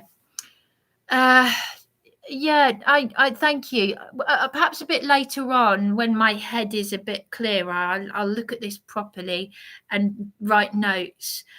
What tends to happen is the live stream will disappear when I end this, and I won't be able to take notes. But I've got a pen and paper, so thank you very much.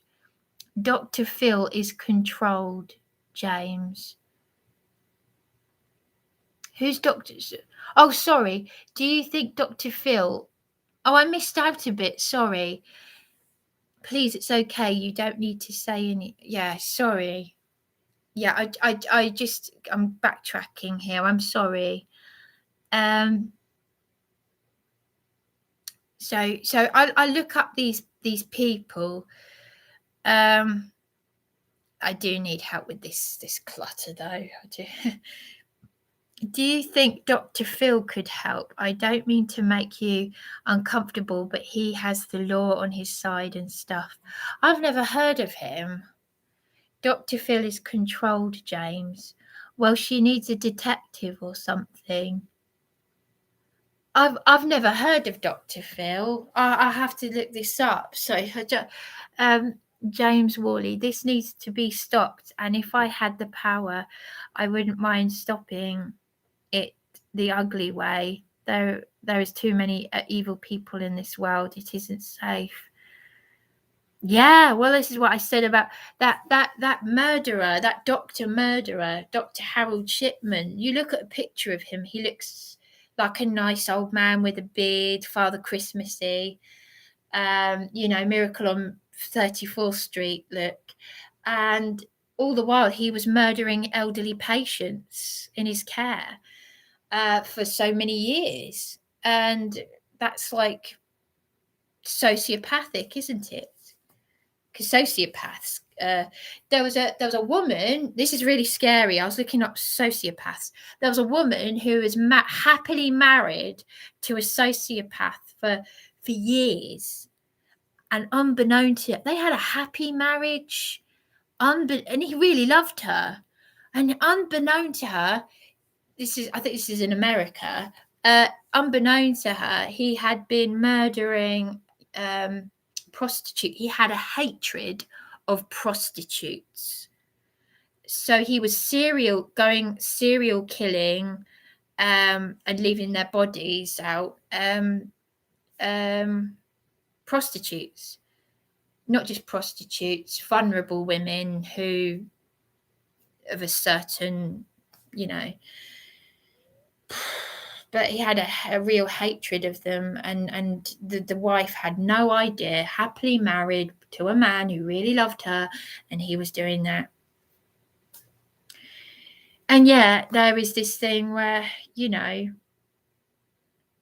because for all I know, you one of you, with all due respect, of course, you could be doing something like, oh, she's and well, obviously, I'm just, I mean, I know I'm just saying what's I'm just stating the obvious here, but I'll have to look these people up. It just feels good to actually finally really be more of the real me. The annoying thing is I'm still going to go down there, and they'll be like, how are you? And I'll be like, fine, thank you. British stiff upper lip. And even if I'm feeling like killing myself, the number of times people have said, how are you? And fine, thank you. But you really feel like saying, oh, I'm just thinking of going and killing myself. I'm going to go and buy a knife and some washing line wire, because that's sometimes what I have done. It's just awful, isn't it? Poppy has been in the field for 25 years. Oh, play on words there. When you say you obviously, I know it's a play on words, but the field of mental health, but has stepped away from the system, and Sam is self-taught, who is in fact quite amazing and has done this work on herself, Bryony, first-hand experience. Okay. Has stepped away from the system. You mean, I see what you mean. She was in the field of mental health, but she's moved away from the system, and is, and I see what you mean. So she's sort of going her own way, I suppose. You mean like a psychologist type of thing, who's sort of now finding their own way out of that system with helping people. And Sam is self-taught, and she's quite amazing, has done this work on herself. Okay, thank you. Yeah, I know. Laughter is, well, I've had to develop a really black sense of humour. Otherwise, I wouldn't have this resilience. But what really gets me about people, and this is why I wasn't being funny towards you, is, I know maybe you didn't mean it to sound like this, but it's like,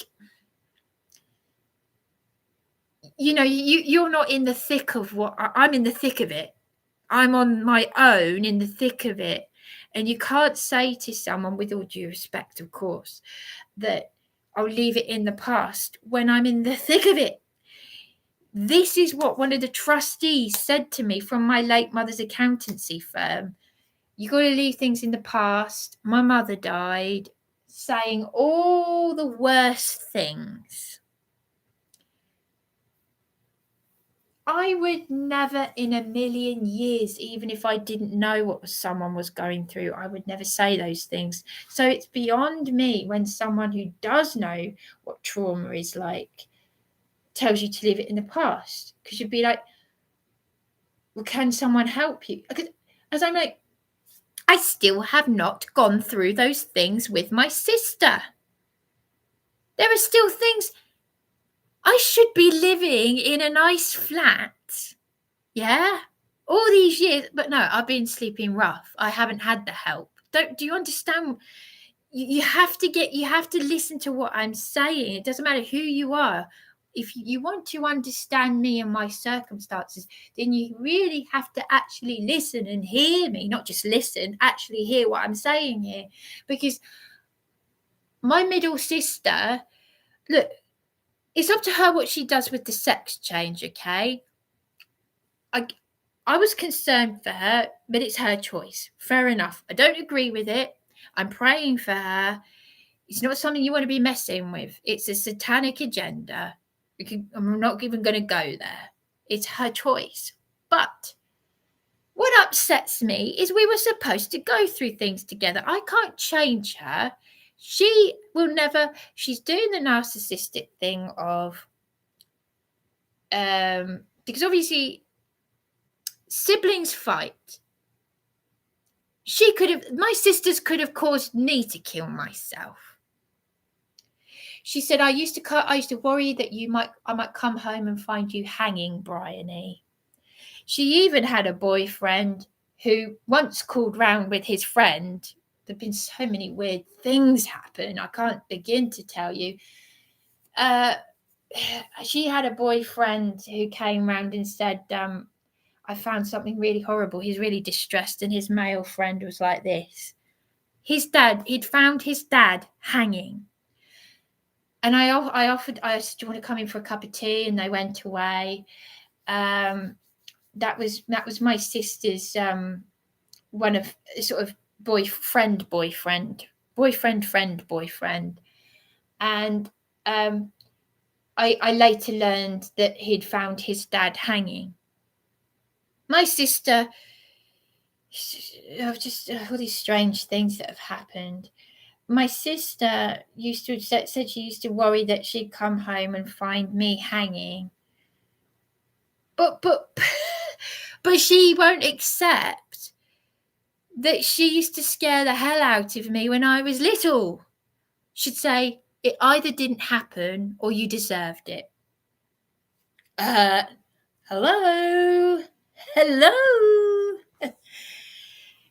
Narcissism. My elderly grandmother not only witnessed it, I nearly pulled her out of the chair.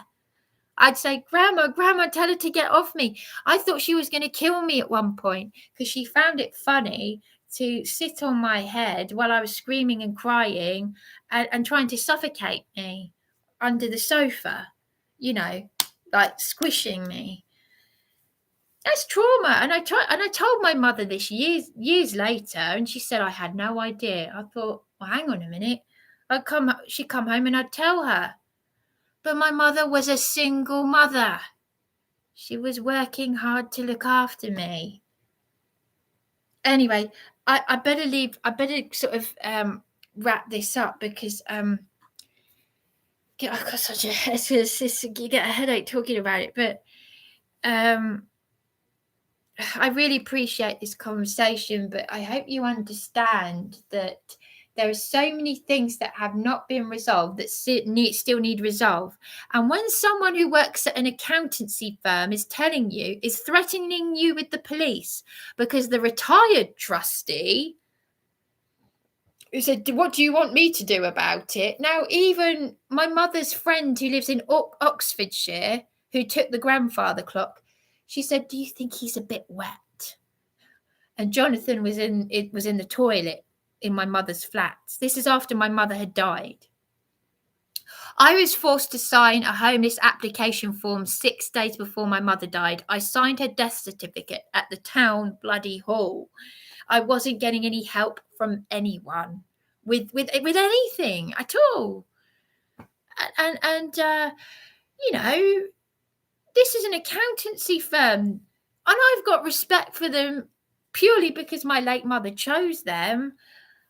But Patsy was like, do you think he's a bit wet? Well, yes, because she couldn't handle it because she was getting a horrible letter from my eldest sister. My eldest sister wrote a horrible letter about Patsy and her daughter, Anna. to do with this? Don't bring Anna into it. It's nothing to do with her. My eldest sister is so screwed up. She's writing a letter saying all of this and that about Patsy. And I didn't even know about the letter. We sat there. It was like at one point, Jonathan, who's now retired, got us to roll a dice to see who gets what. That is how silly it was. Oh, I roll a dice. I get a 6. Oh, I get my mother's teddy bear. But I'm the only one who can have children unless I've got a medical problem that I don't know about. One of them's living as a man. The other one has had a hysterectomy and she doesn't even like children. And to be perfectly honest with you, I don't think she should have a child because she caused me the trauma that I am still trying to. Yeah. So you see where I'm going with this. This goes back to when I was a baby. She let me roll down the hill in a coach-built pram when I was just a tiny baby. It hit a wall and I rolled into it. What happened to my brain scan that they did in the psychiatric unit? And they're the ones who are saying I don't have mental health issues. What's this video all about? Do you see where I'm going with this? Yeah, you have to laugh because if you don't laugh, it's sick. It's really sick. But Jonathan really upset me because he's retired. Legal aid, I've just spat on the screen.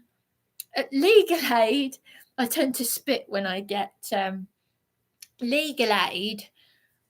The people who say I'm supposed to qualify for legal aid, that Lorraine, well, if you see my last videos, I'll pass out if I keep talking about this. But years ago, right, Jonathan tried to get me legal aid. About how long I've been messed around in this town like you wouldn't believe. The Freemasons, the whole bullshit.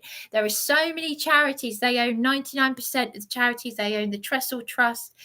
They just screw you over. So many people down here working in mental health and adult social care, and they do bugger all, but they're trained by the Tavistock Institute of Human Relations, the Deep State, the Committee of 300. Look it up. John Patterson, the Ministry of Defence, put John Patterson in the psychiatric unit. Why do you think I was dragged in there in handcuffs? 4 months later, I'm arrested out of there, and so is he. They do this to the most intelligent people, but they help the criminals. That's what I've learned. Dear God. I mean, really, I mean, I need help with these things. I still need help with mediation. I would like to go through those things in my mother's flat, but Jonathan let me down. There was my middle sister saying, oh, look at what I've done to Mum's room. Now, I could have gone mad over this because Jonathan said she shouldn't have done that. She painted the walls, my mother's beautiful bedroom, black, with black walls. But no, because I was thinking of my poor sister wanting to feel at home in my mother's flat. I felt for her. But what does she do? My first birthday without my mother, because we're supposed to be going through my mother's things, which we still haven't to this day. She got rid of the antique doll cabinet that was meant to come to me. One of those antique dolls was mine anyway. The other was my mother's. One is Victorian and one's Edwardian. She just shoved them in a plastic bag. Brilliant. Absolutely frigging brilliant for someone who suffers with OCD, hoarding and clutter. This is what I mean. You really have no idea. Some of these things are in Darren's flat. Darren's got OCD, which he won't admit to because men don't talk about their mental health. His flat is like a warehouse. Fucking hell. They've used Darren as a pawn. Do you see where I'm going with this? So, yeah, he comes into all my problems and he's basically, Crumbs, if you knew how old me and Darren were, you'd be like, why aren't you two settled down? Fucking hell. I'm swearing because it just makes my blood boil. And Jonathan Cook, he's retired, but even when he wrote a letter to say she doesn't have capital, legal aid would not. I've got so many horror stories. If you've got someone who can help you, you're not. Do you see? If you've got someone, but I'm on my own with this. I've come this far. Nick Crowdy deals with dark YouTube channels and popularizes their case. Oh, okay. Well, I don't know. My YouTube channel is shadow banned, isn't it? I don't know. Gosh, I've been speaking for 2 hours now. My head. I've got to get some fresh air. It's nearly it's 11:30, 10:30. It's like, do you know what? I only wanted this video to be 5 minutes long, and it's nearly 2 hours long, but it just proves my point, doesn't it? It just proves my point. He deals with both victim and criminal cases, to my knowledge. Oh, okay. Is he based in the UK though? Act as if. Sorry, I'm not. I wasn't. I just went off on one, and I'm, about all this stuff. You can get past it, sure, but that doesn't mean you can just drop and forget about it like it doesn't hurt. Yes, balance is the key. Overcoming trauma is a plan, not an action. Yeah. It's just, all I wanted was a bit of help with, to go through all of this on my own. How you can't put anything in the past if no one's actually supporting you with these things. That people who should have helped me have contributed to the problem and the illness. It's really basic stuff here, though, isn't it? If something was meant to come to you from your late mother, you'd want help with it, wouldn't you? Oh. This is why I can't talk to my sister. My first birthday without my sister, my first birthday without my mother. This is a month after I took an overdose. So it's 7 months after my mother died, and 1 month after I took an overdose of antipsychotics, which I don't take. They weren't prescribed to me. They were given to me by that disgusting social worker landlord, and I never took them, but I kept them for an overdose because I don't need antipsychotics. I needed help with I don't even take medication.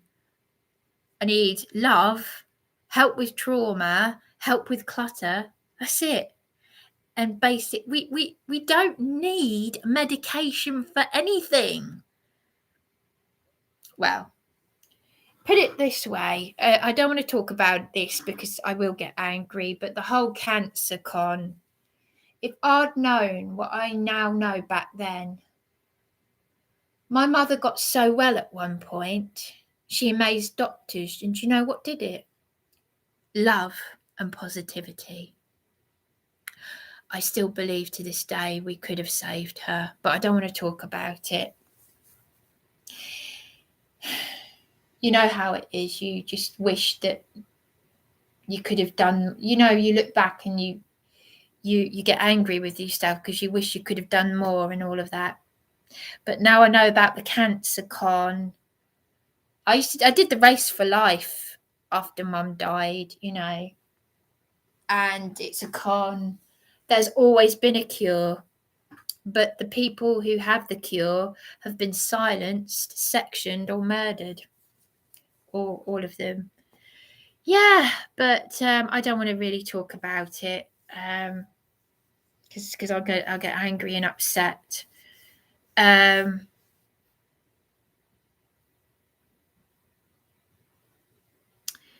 Yeah, well, I'm going to have a look at this later. Thank you. And I hope this information is still here when I end the live stream, because I'm too I can't, I can barely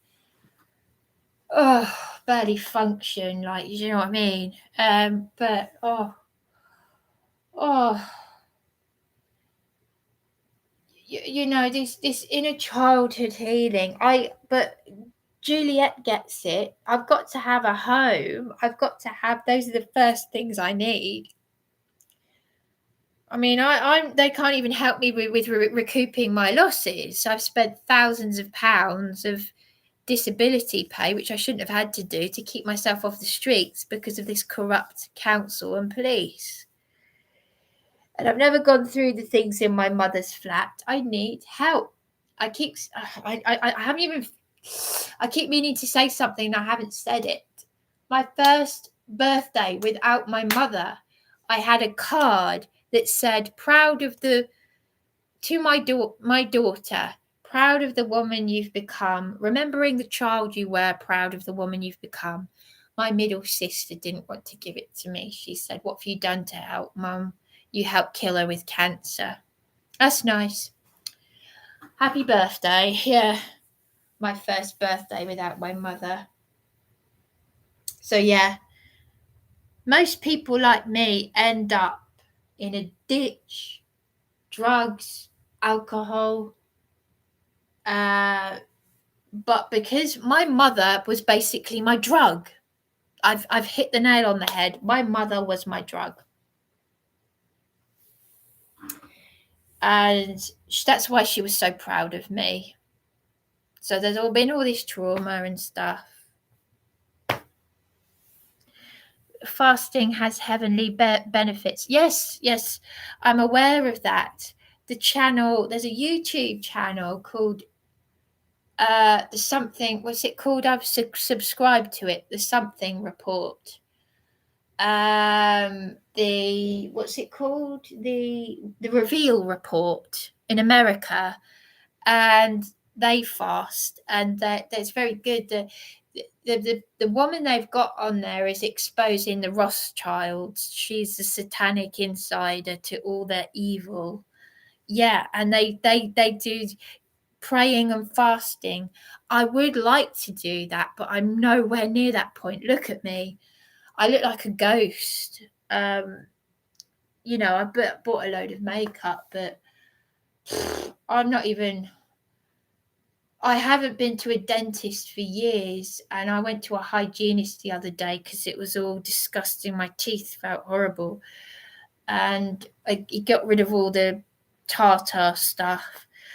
But I really, I need to get some fresh air. But yes, fasting, I would like to do that. It can cure things those idiot doctors claim can't be cured, and it's in the Bible. Yes. Yeah, even my lovely Iranian lady friend, I can't tell her that she'd like me to help me with her with, she's got a beautiful heart and she's very spiritual, but I don't want to offend her because she's been brought up with the Muslim beliefs, and she's also got spiritualism going on. She's got a statue of Buddha.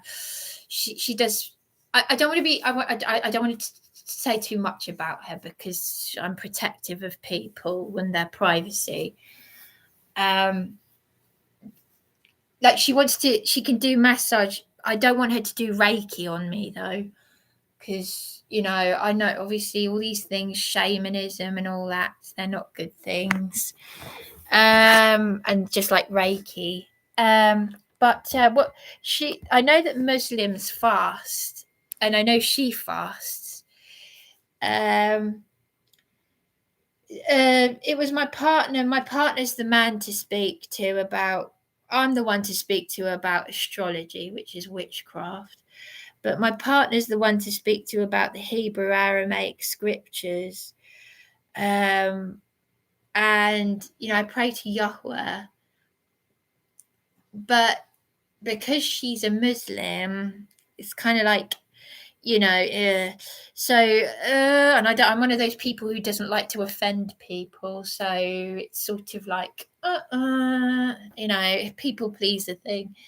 But I pray for her, and because Muslims, they see people, they got lots of different. Darren said they've got what do you call it?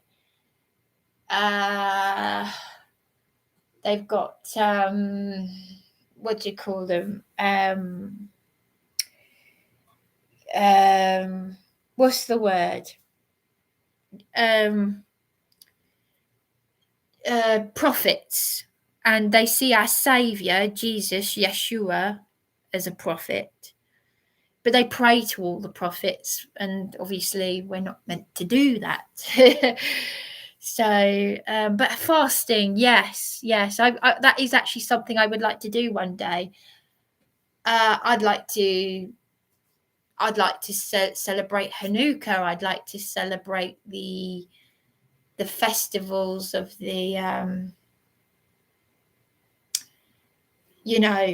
the actual festivals, like, as well as the holy day, Shabbat, not Sunday. Sunday's pagan. Sunday is pagan worship.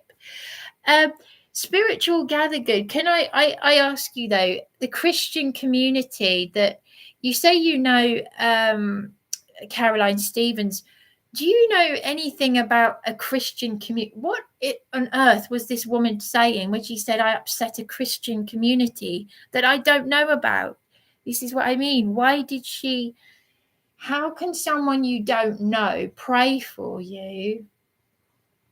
Say that they know the name of the police officer who arrested me 3 hours after I recorded a woman threatening to beat me senseless. And Angela Power Disney was saying, you don't accept help from anyone.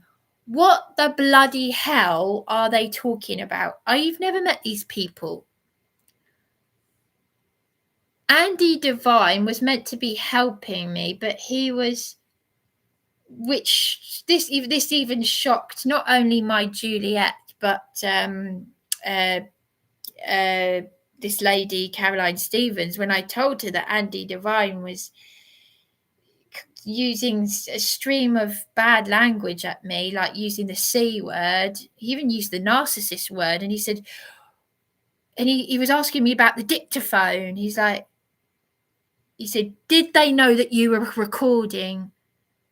Now, this is what I mean. I can't trust Caroline Stevens or Andy Devine. She's bad-mouthing Andy and Angela Power Disney, saying you want to be careful because he works for the police. He's come out of prison. And now but Caroline Stevens was also sounding a little bit like Andy Devine as well, because she's saying you're already in trouble for the dictaphone recordings. So how can I actually trust any of you in the truthers community? Because you're all behaving like little children yourselves, and I had respect.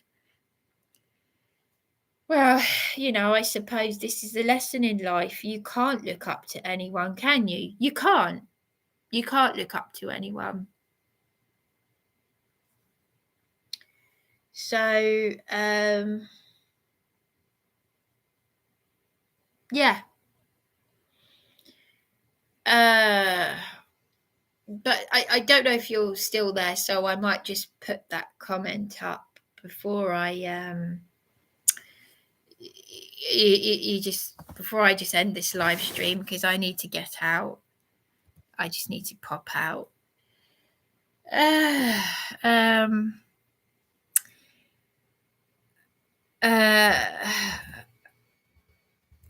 Yeah, okay. Well, I'll just put this up there so that you see this, so that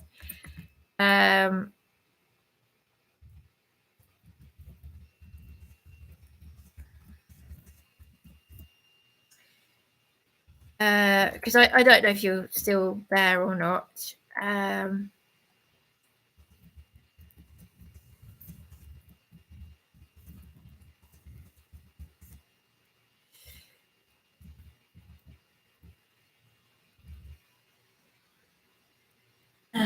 just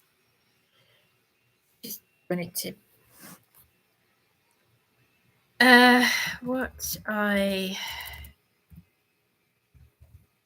what I just said about Caroline Stevens and Andy Devine regarding the dictaphone and a Christian community I do not know of, though.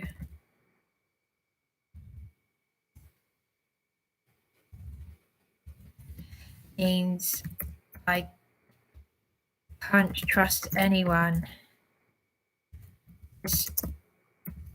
I don't even know what the hell they were on about.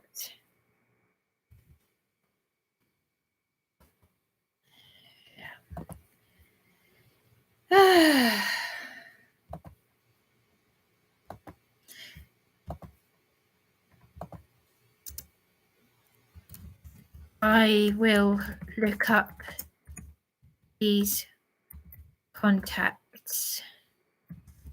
So, thank you kindly.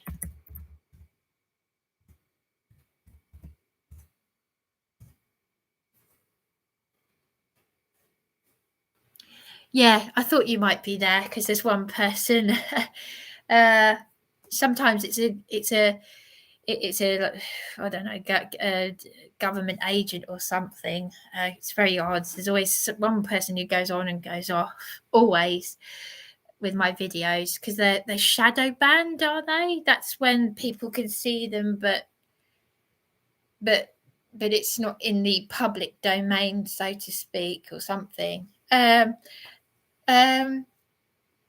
Yeah, you said that James Worley, you said you knew me from, you know me from Caregiver and Alan Horvath. Does that mean that were you actually there when, present when I was contacting on the on her live stream? It was a couple of years ago.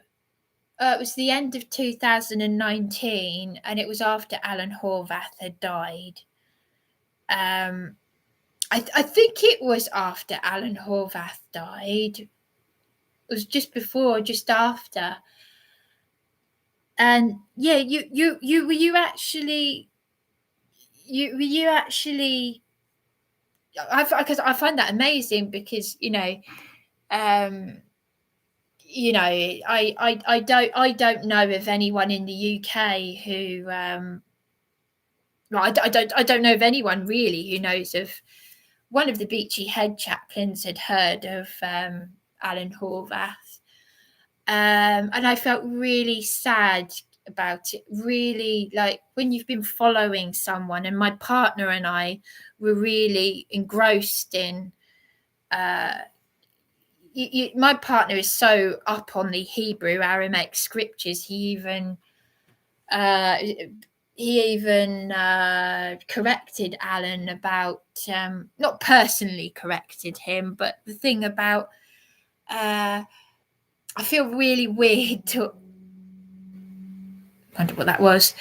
I feel really weird saying this, but because it does feel weird having these conversations, but because I'm not feeling well as well. But he said about Alan Horvath said about the angels of men mating with the fallen angels mating with the daughters of men, creating Nephilim. And my partner said no, they did not mate with the daughters of men. I don't know how Darren knows that or what, but strangely enough, Caroline Stevens, who Spiritual Gather Good likes, that's one of the first things she said to me a few nights ago when she rang me and on Facebook, and she sounds like a really lovely lady and everything, and she's praying for me. And one of the first things she said was, "What star sign are you?" And I thought it's really bizarre that she should. It's a bit like algorithms, except with actual people. It's really weird because she's saying things that are already on my radar because, I'm the person to go to for astrology. My late mother said Bryony's the person to go to. Speaking of which, my mother is the 13th star sign. That 13th, apparently there's a 13th star sign. Mind you, they love the number 13, don't they, these Satanists? Oh, I'm feeling a bit lightheaded now, actually, but basically, Caroline Stevens mentioned the daughters of men mating with the fallen angels, and I said, well, my partner said, she said, oh, look up. She talked about the Nephilim, and she mentioned the Book of Enoch, and I said, oh, that's a banned book from the Bible, isn't it? I said, but there are some dodgy stories in there, aren't there? So, but anyway, I don't know. But caregiver, really, caregiver caused me to. I just find it really strange that someone should comment on my videos, which. And the fact that you're claiming that you were aware that I just found it a bit strange that you claimed that, no disrespect or anything, I found it a bit odd that you claimed that you were present when she was bullying me and saying, because my name, my YouTube name was Bryony, because Alan Horvath had said, don't use silly names or pseudonyms, use your real name. So I did that. Not to me personally, but I wanted to use my actual name. And she mocked me being suicidal when I have a real issue with my partner about emotional abuse, and they were acting like a cult, you see. But I no offence, James Worley. It's just that it was just a little bit. No offence to you, but I was just a little bit suspicious because you made a comment on one of my YouTube videos saying you were comparing me to a real oddball person who's really confused and, with all due respect, does seem really deluded. And you are making a comparison between me and this person who's got some really out there ideas. You said something about, I'll be praying for you more than I'll be praying for this person.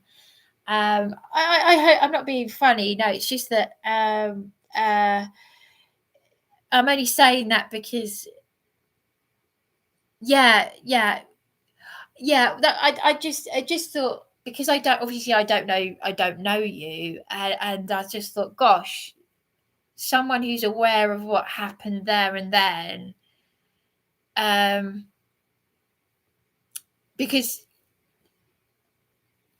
so does that mean have you been able to follow my did you, because it was 2 years ago? Yeah, no, because the thing is, was it? No, hang on a minute.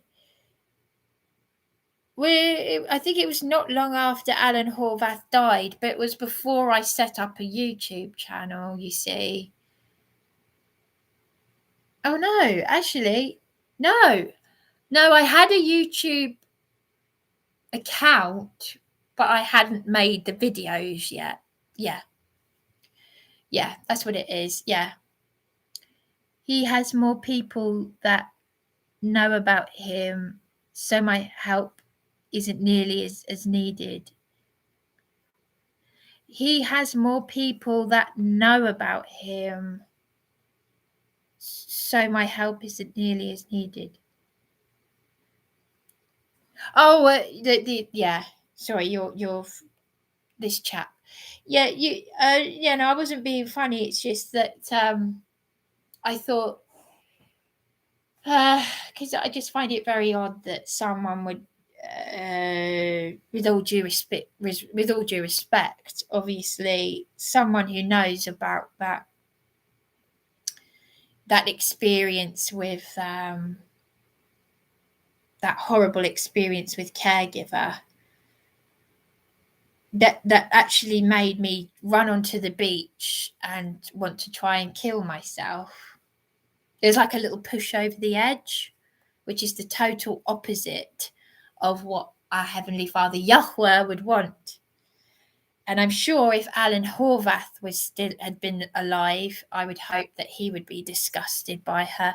Don't forget, we're thousands of miles apart, in different countries. I don't know you, you don't know me.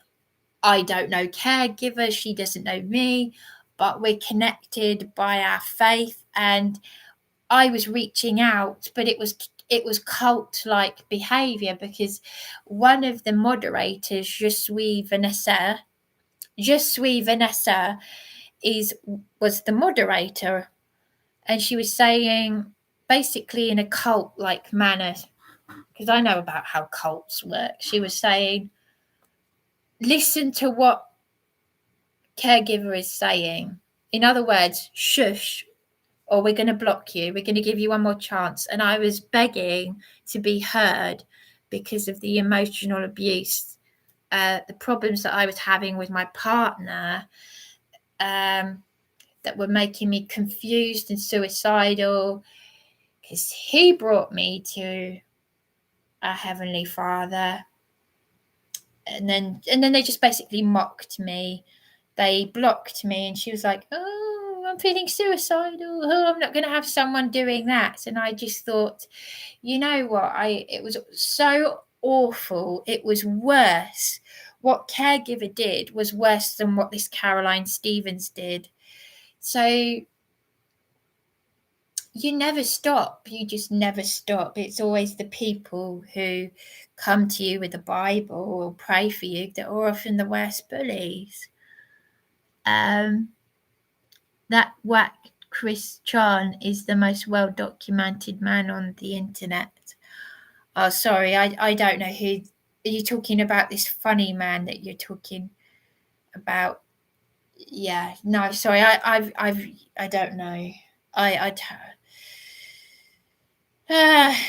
No, but anyway, I just thought it was very strange that someone who's thousands of miles away could, was actually aware, or you were actually present. You said you were actually, you saying you're actually present when caregiver was mocking me and blocked me when I was reaching out in a suicidal state. I just think that's really weird, because wow, because I didn't think anyone else would know about that.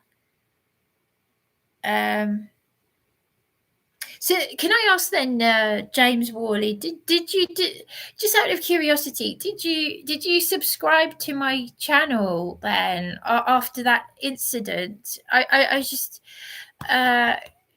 after that thing with caregiver, did you subscribe to me then? Because the thing is, I'm very curious anyway to know how people find my channel.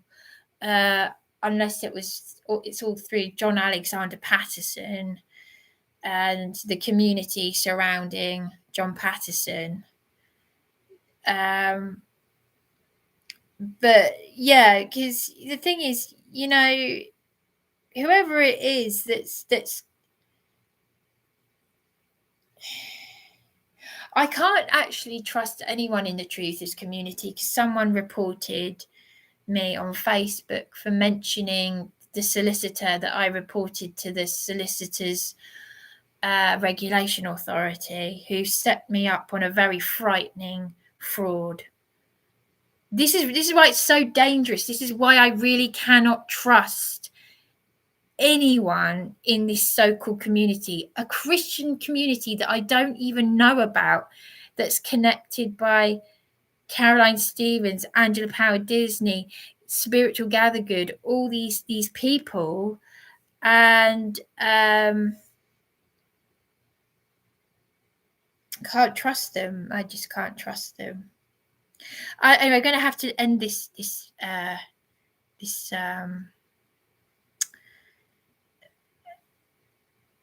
Oh, you did you subscribe to me after I was blocked? All right, okay. Yeah, I don't remember. Yeah, because my name. I changed the YouTube channel name. Okay. No, I just find that really strange that you were there, that you witnessed that. I mean, do you watch Alan? Did you watch Alan Horvath videos? Well, clearly you did. That's how you say you found me. Yeah, I find that really fascinating because no one was there. But yeah, well, anyway, I better yeah, that's right. Yeah. My Bryony with a Y on the end. That's right. Yeah. Well, it's oh, I don't mean it in a funny way. I don't mean to question your credibility. It's just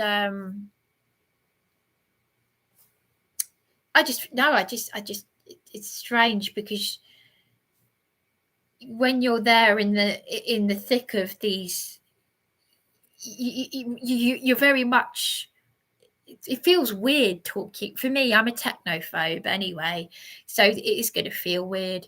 But when you're on your own with this hell, I literally ran out. I hadn't cried like that for a long time when she blocked me. So you're thousands of miles away from me. I'm thousands of miles away from her. And I literally I was looking for comfort. And it was cold. Like my partner, ironically, he was disgusted when I told him about this. And yet I was crying to these people about him. Do you see where I'm going with this? So I ran onto the beach crying I'm gonna go and kill myself. I don't drink. I went to buy some alcohol. I wanted to go and jump off the cliffs, which is what they label as suicide ideation, and I'm often suicidal. But anyway, it's been 2.5 hours. I only wanted to talk for about 5 minutes. But yeah, I'm going to end the live stream now, but I'll make a note of what you and Spiritual Gathergood have mentioned. Hopefully, if I end this, it will still be up here. I've got a headache. I better go. But it's been yeah. Thanks for tuning in, as it were. I can't always take things in when I'm talking. I find it difficult to take things in anyway, but I need that headspace. I've got a headache. I've got to write it down. I'll just have a look, but it's going to take years to get through the issues I've got, if at all. The fact that I'm still here and still surviving, and that's why I get so annoyed when people say, "Oh, you've got to leave it in the past." Oh, it's like they're talking about a scab, Oh, you've got to. I've done every kind of thing to help myself, and I've had all the invalidation. And I just think, what kind of a person does that? So I do feel really beside myself and cross. And this is why I don't like YouTube and Facebook or anything, but I'm putting it out there anyway. So, yes, Facebook is evil. All these things are evil. Darren's dad told me that. I was like, yeah, when I first heard about Facebook's inception in 2006, I thought, oh my gosh, I thought this is the beginning of the end of human civilization. And I could have been more right. It's like the Jeremy Kyle show. That Masonic blue, like time to kill yourself kind of thing. So Hakuna Matata is BS, and so is Lion King. It was made by Hollywood pedos. I know, I know, and yet I love the Lion King.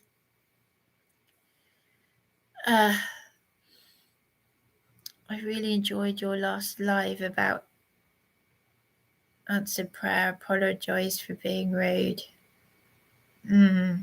Yeah, but Angela Howard Disney. The thing is, I blocked you because you've attacked me when I just politely asked a question about. Well, I hadn't even asked you. I'd asked someone else, and you told me, quote, to stop effing hounding people. What people, as I keep saying, what's this Christian community that you and Caroline Stevens say I've upset? And it's because of you people know that I'm got these. So I was okay. Someone reported me to whoever it reported me to Brighton Housing Trust. I went down there yesterday and they said your live stream's been reported. And Lorraine knew because I told her during the live stream that I was live streaming it. But when I went down there, she said, well, the thing is, I didn't give you the permission. And right now, I feel like, as I said, as I said to Juliet, I'm feeling like I could wring people's bloody necks rather than being polite and lovely to them. Because these people, it's cowardly. You've got a vulnerable person. And I'm sick to death of it. I've had a lifetime of covert narcissism, and I'm not going to have it. I am not going to be bullied. I am getting my strength back in me. All these narcissists, and we're talking about the toxic, positive narcissist that Dr. Ramani talks about. Toxic, positive narcissist that Dr. Ramani does all these brilliant videos on. She's right up my avenue. She is. Because I'm sick of it. This is what I'm talking about. I'm probably. I'm as you know, from the way that you are treating me, I'm getting a lesson in the things that this doctor is talking about. I'm sick of it.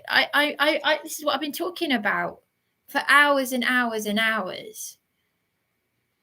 And I'm being told that you've all got these sock puppet account thingies where you troll people under different names. And I am going to be careful what I say from now on, because if you're going to use me, as I've been warned, for your journalism or whatever it is, then I'm blithering a lot of my personal things, as you put it, my dressing gown disclosures. I'm in my dressing gown because I'm struggling to. My hair is filthy. I haven't washed myself. I need to put myself in the sheep dip. I'm struggling to clean my teeth. Struggling. The system has played me. I've got my late mother's trustees, and no, my late mother is not as, privileged upbringing during the war. I was quoting my eldest sister there, but we're not I've explained all of this. I'm just, I'm a vulnerable person on their own who's been discriminated based on class, but based on how articulate they are, based on the way they look, by absolute cretins. I'm just being me. I'm being Bryony. And if you don't like it, you know what you can do. And I'm saying this to anyone. I don't care anymore. I'm being my authentic self. And it feels really good. And it feels good to be able to swear a little bit without feeling bad about it. Because I can't stand this programming of, we've got to be so polite. And what's his name? That 5-hour video on Freemasonry by the that Australian X Factor winner. I was really upset, as most of us will be. One of my most favourite people, Basil Fawlty, what's his name? John Cleese.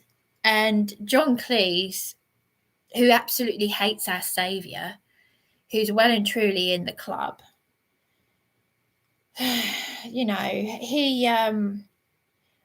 going to quote what he said to one of his friends many years ago. Will you stop being so effing polite? And that's how I feel about myself. But that's the way I've been brought up. And, my mother apparently, my mother said to my middle sister and I, no, I didn't bring you up to be so polite. But we're both, me and my middle sister, it should be me that's had the sex change because I'm so effed up. But both of us feel that we were brought up to be too polite.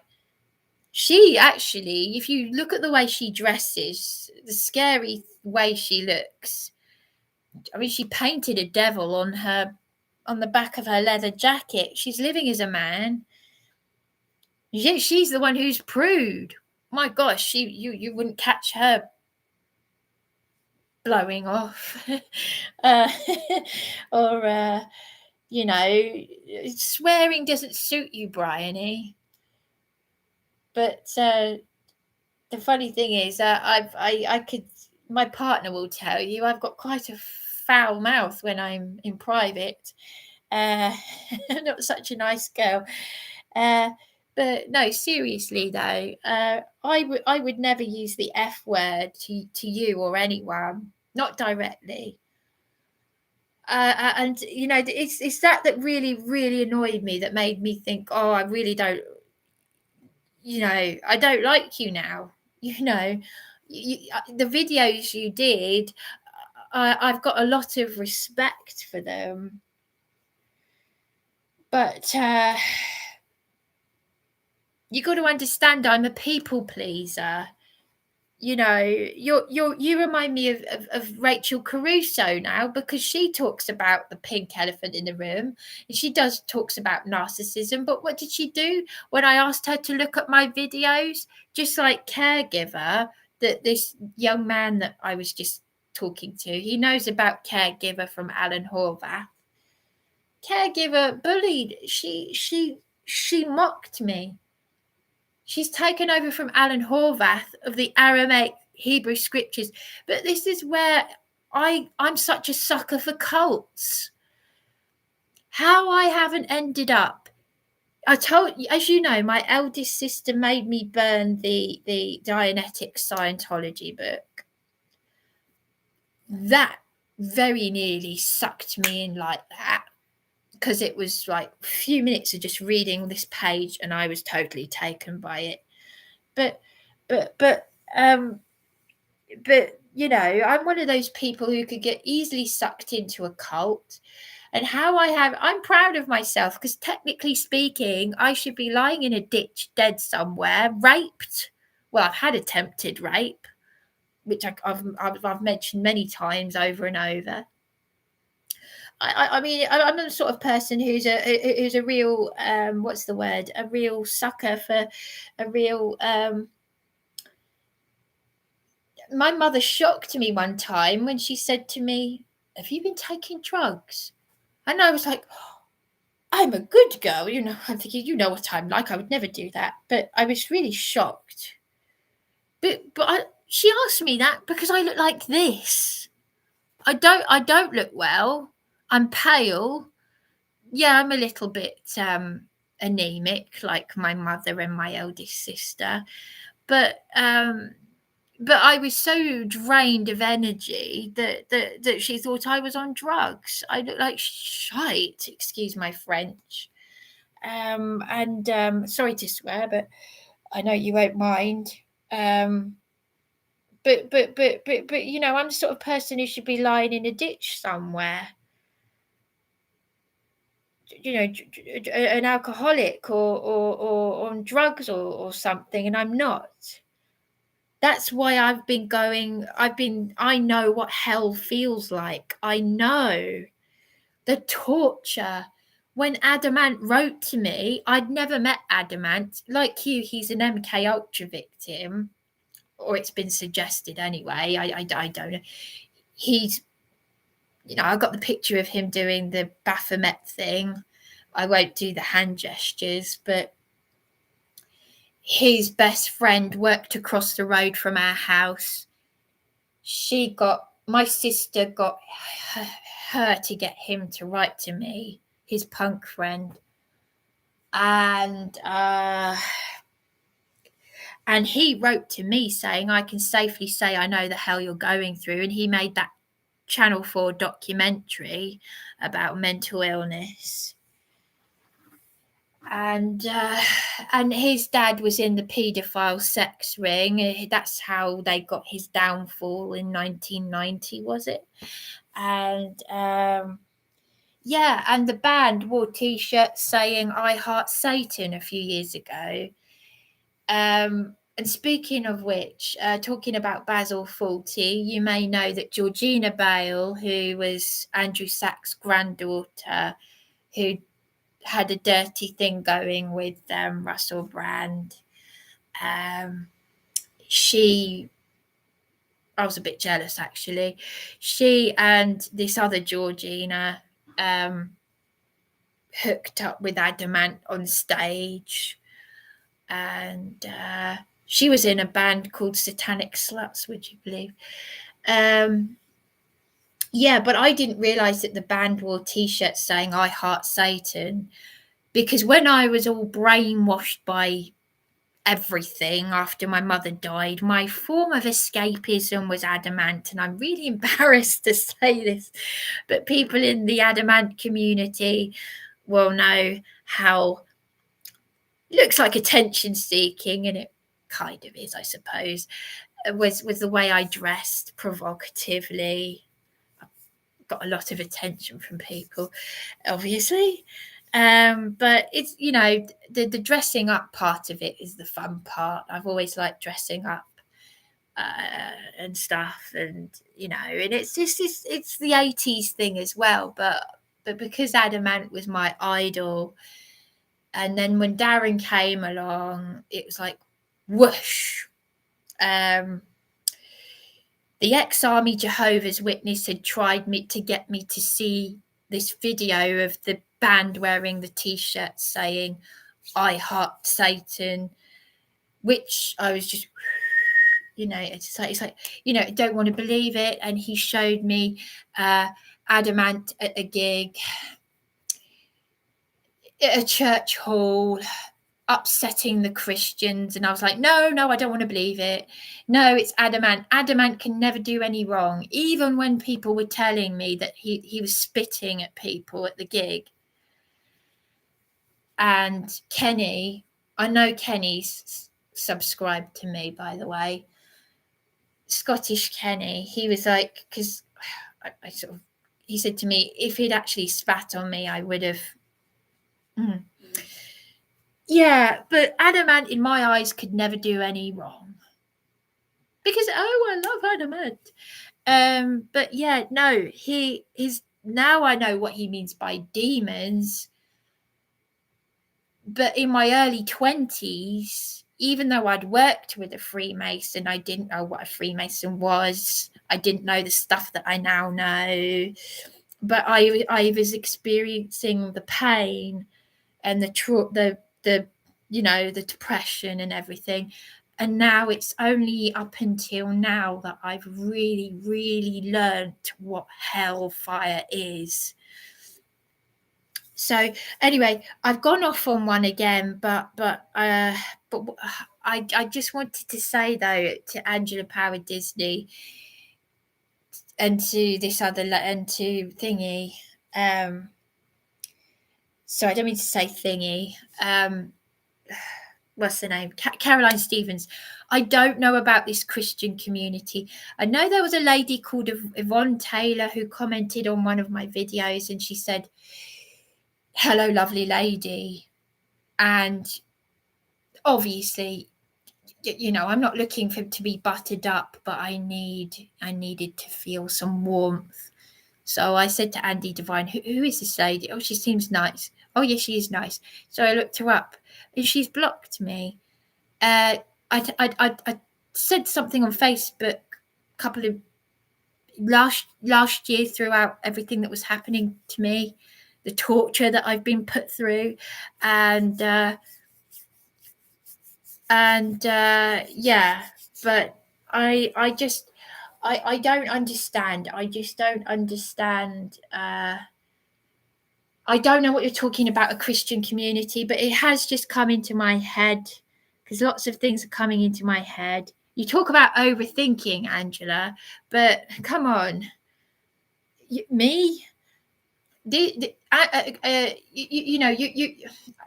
don't want to put anyone in a bad light, but you put me in a predicament because if you're all bad mouthing each other and you've got me, I'm a vulnerable person. I literally do, as my godmother said, see only the good in people, but she herself is like you lot, like this covert narcissist. But she was right because Caroline Stevens, I'd never spoken to this woman before. She comes on to pray for me via phone call. And she sounds so lovely. She's doing this covert narcissism. Oh, well, at least you're not. Here's a video of a girl who lost her leg, had loads of people around her, and etc. etc. At least you're not this person. Blah blah blah, blah blah blah blah blah. I've been close to suicide. What do they do? I wasn't criticizing her for calling the police when I was feeling suicidal. She had to do what she had to do, of course. But I'm half naked in bed. Well, I say half naked. What I mean is I've only got underwear on. And boom, in comes PC Franklin Lester and PC Elm, whatever. Didn't knock on the door. I'm shaking because this is someone who arrested me 3 hours after I recorded a criminal threatening to beat me senseless. I'd done everything. And bearing in mind, it's just occurred to me that Caroline Stevens said what Andy Devine said, which is criticising me about you're already in trouble for the dictaphone recordings. And yet she was warning me about Andy Devine and yourself and saying Andy Devine's come out of prison. He works for the police. You want to be careful, blah, blah, blah, blah, blah. And then she's threatening me, even though I did what she asked me to do, which was to take down a live stream. Hello? Come on, people. So anyway, there's no point in keep dragging it up. But so she threatened me and blocked me, and I blocked you on Facebook and YouTube because And then you were still able to post comments and you were putting me down. So I just ignored you. And all I'd done, and you swore at me, and I don't swear at people, all I'd done was ask a question about the Herald article being shared. And you said, stop effing hounding people. I'm not having it. I'm not going to be bullied. Not here, not on my channel, not anywhere. You know? I'm scared to call the police. I'm scared to go to the doctor. I'm scared to do anything. I'm scared to go to my room and check on my possessions. You know, let me look at your. I can't really take in. Oh, I can't take in your comments right now because it's like.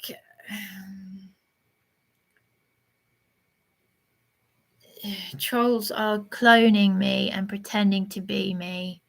I never reported you, nor would I. Well, yeah, obviously, I don't know. I can't be sure of who. Someone else said the same thing, that people's is extremely evil and satanic. People are cloning. You say someone's cloning you. How would I know that you're the real Angela Power Disney? You know what I mean? So it's a never-ending thing. This is where I have to protect myself now. That you did swear to me on Facebook, and there's just no need for that anyway. You know, I'm a vulnerable person, but you know, anyway, the point of the matter is I am not part of this, of any cult or any playground or anything. So you're all warning me about each other, but you're fighting with each other. I'm not a part of it, okay? Not a part of it. Don't want to be. I just speak my truth. Why do you think I've got no friends? Not because I'm a horrible person, but because I attract this sort of thing. I'm an empath. That's how I know I'm not a narcissist. I've looked in the mirror and I've really torn myself apart. And I've really gone through hell. I've really had, when, you know, and you're telling me you're not a victim and all this, and you've bullied me on here, even though I've blocked you. So even if people are pretending to be you and troll you and take your name and clone other accounts, I'm not going to be bullied. But I've made that clear.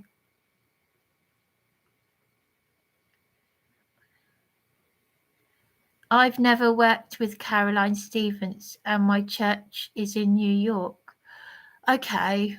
Well, fair enough, Angela. I just don't know what. Yeah, but you still said to me, you and Caroline both said that I am upsetting a Christian community. You definitely did the same as Caroline. You said that I'm upsetting Christians. What Christians? Who? Do you know what I mean? Yeah, I know. Well, obviously I've got a headache anyway, and you know, yeah, yeah.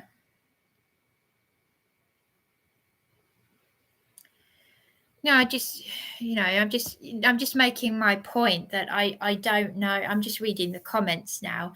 I'm just making a point that I don't know the Christian community that you and Angela are talking about, but you've both warned me about each other. So, yes, I agree with this, James Worley. You're only causing more confusion in that when you've attacked me. You've attacked me on my YouTube videos, even though I'd blocked you. You were rude to me on Facebook. You said to me to stop effing hounding people. I was only asking I wasn't even asking you. You jumped on this person's on the comment that I put because I was asking about that Herald article that featured me.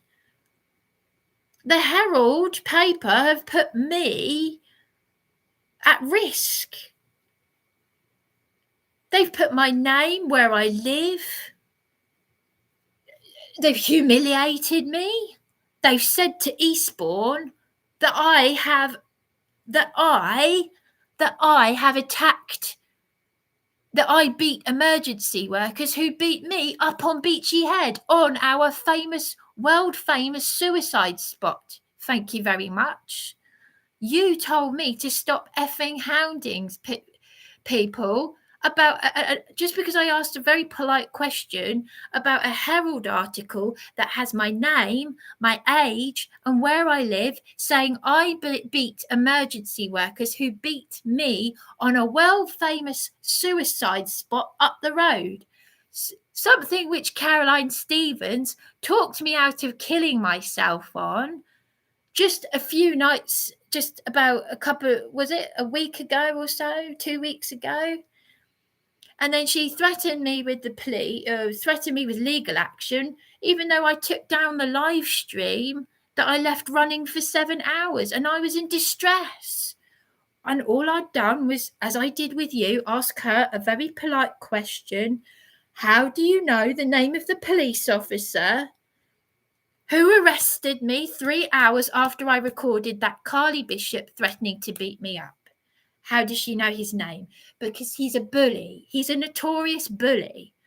They know him in Poundland. The manager of Poundland knows him. Says he bullies homeless people. He bullies. This hotel was once a hotel that was well known. It was like the Grand. You read the most recent review, and it's about a homeless hotel.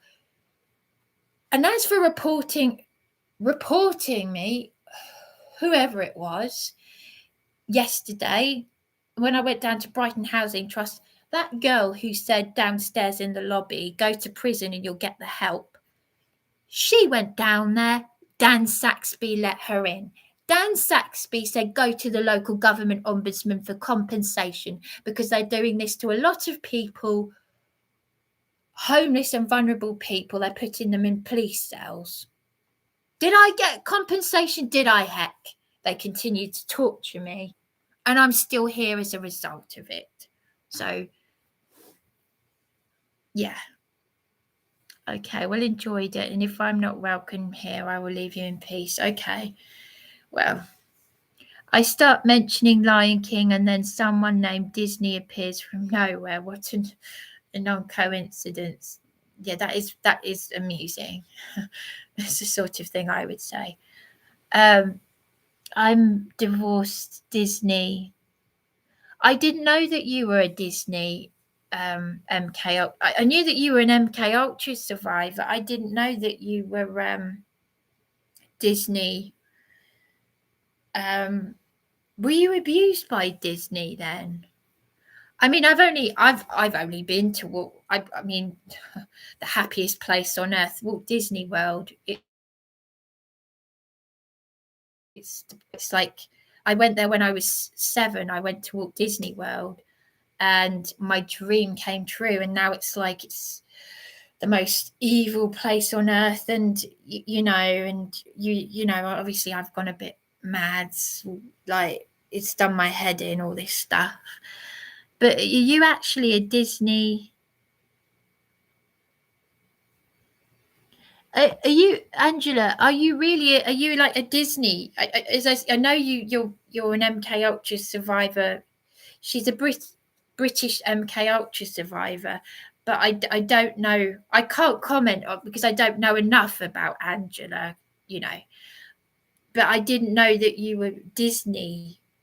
Like it's very fascinating. I mean, I did hear something horrific you said in one of your videos about what the military did to you, something really disgusting, and I won't say it because I don't want to embarrass you, even though you said it in your video. It's wow. Caregiver not so smart. She also uses hate to push her lies. She only tells half of the truth. She acts different than how Creator Yahweh wanted people to act. Yes. They teach you you're going to hell for not following their nonsense. It's all evil propaganda. Well, I believe, well, hell is a real place. I just think it's when they talk about being the chosen ones, being taken up in the Nekhataf, the rapture, and nobody knows who's going to go. And our Saviour says, many will knock on his door. They'll think that they're the chosen ones, and he'll say, "Go, for I never knew you."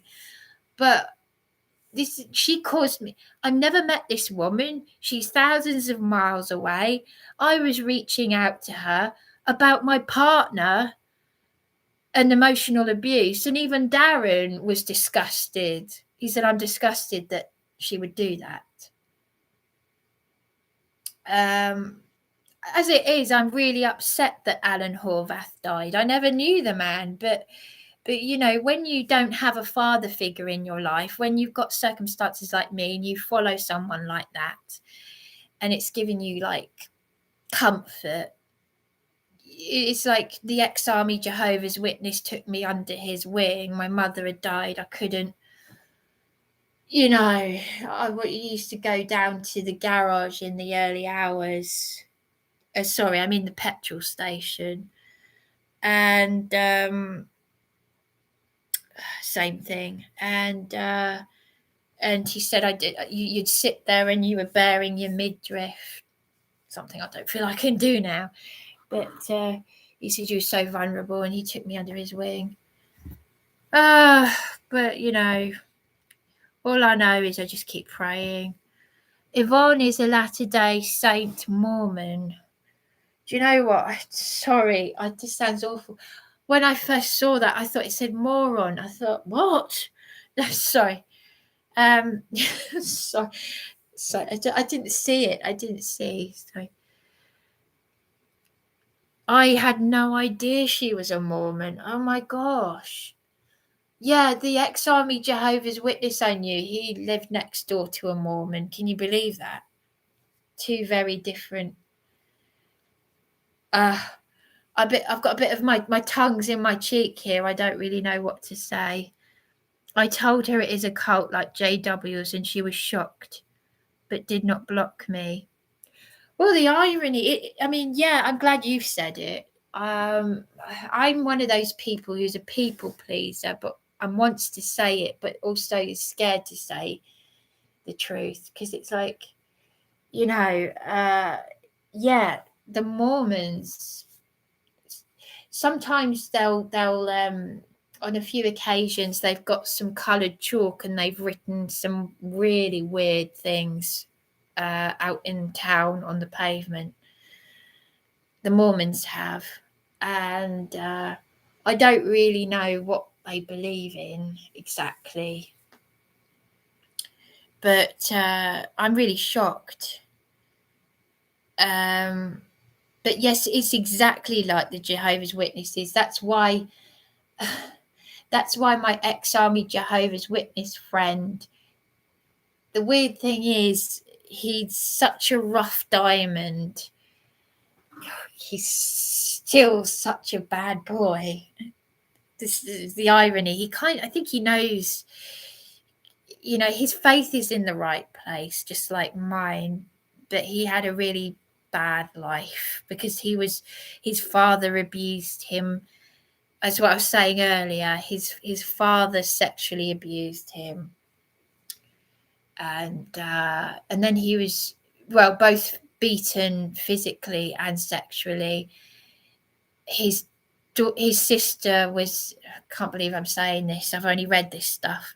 His sister was impregnated by his father. The baby didn't last long, and he was abused in a children's home, and he said that what he got in the children's home was worse than what he got. Now, I was told I bumped into my childhood best friend's mother at the time, and she said he could be lying, and I said, no, I believe him. In the same way I believe John Patterson, I believe those tears. Yes, he could be lying. There could be crocodile tears. But you get a feel for someone, I think. And if you're wrong, you're wrong. But How do you know when someone's a murderer? Like what I was saying about Dr. Harold Shipman.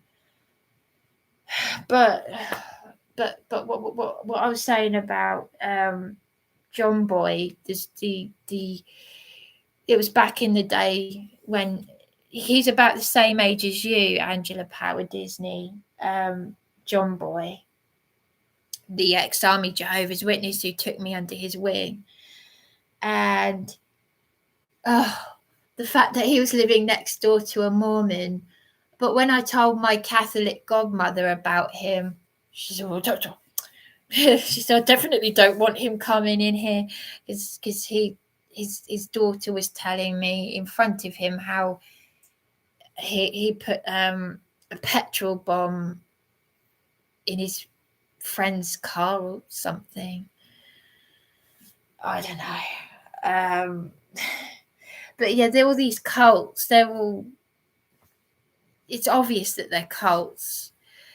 So I have to say I'm quite surprised that this lovely lady, Yvonne Taylor, would it all sounds very free Masonic. It's all, I mean, Caroline Stevens sounds very clever because she commented on one of the people who attacked me from Andy Devine's. Well, I'm sorry, Angela Powdizzy, but I'm going to have to call them a cult now because it's cult behaviour. Someone who attacked me that you referred to as Q deluded. I don't know what you meant by Q deluded, but you described her as Q deluded. And Caroline Stevens said she looked at this woman's wall and said, "Oh, she's into such and such. That's something to do with the Jesuits." So you're obviously very intelligent people. You know, I don't know anything about the Jesuits. I know a lot about this and that, so to speak. But I have to say I am shocked. But if you don't know someone, you don't know someone. But I don't know why both you, Angela, and Caroline Stevens, what you both meant when you know, this spiritual gathergood is saying he knows Caroline Stevens or he's been friendly with her. Why would you threaten someone? You talked out of suicide because believe me, I was that close to going up there. I've got alcohol here. I don't drink. I was going to top myself on Beachy Head just a few nights back. And she was talking me out of suicide, saying, "Come, go get some breakfast, blah, blah, blah." I only asked her the name of the police officer. How did she know the name? And she reacted a bit like you. But it was a threat. She threatened me. I took down the video. I wasn't doing it to humiliate her, or it was just a video with her name in it. But now, ironically, yes, I have criticised you and her. So you see where I'm going with this. You know, I just don't understand people. You can't do this to someone that you don't know, that you've talked out of suicide. You don't talk a stranger out of suicide, pray for them, and then threaten them for no bloody reason. You don't do that. Especially when you've made that person believe that you're a lovely, lovely lady. Lovely lady. You know, like I'm lovely. But I am a people pleaser. That's why I'm going through this hell. I had unthinkable evil. You think if my mother had a grave, she'd be turning in it? To be threatened with prison. And you, Angela, are saying you don't accept help from anyone. Do you know exactly who you mimicked?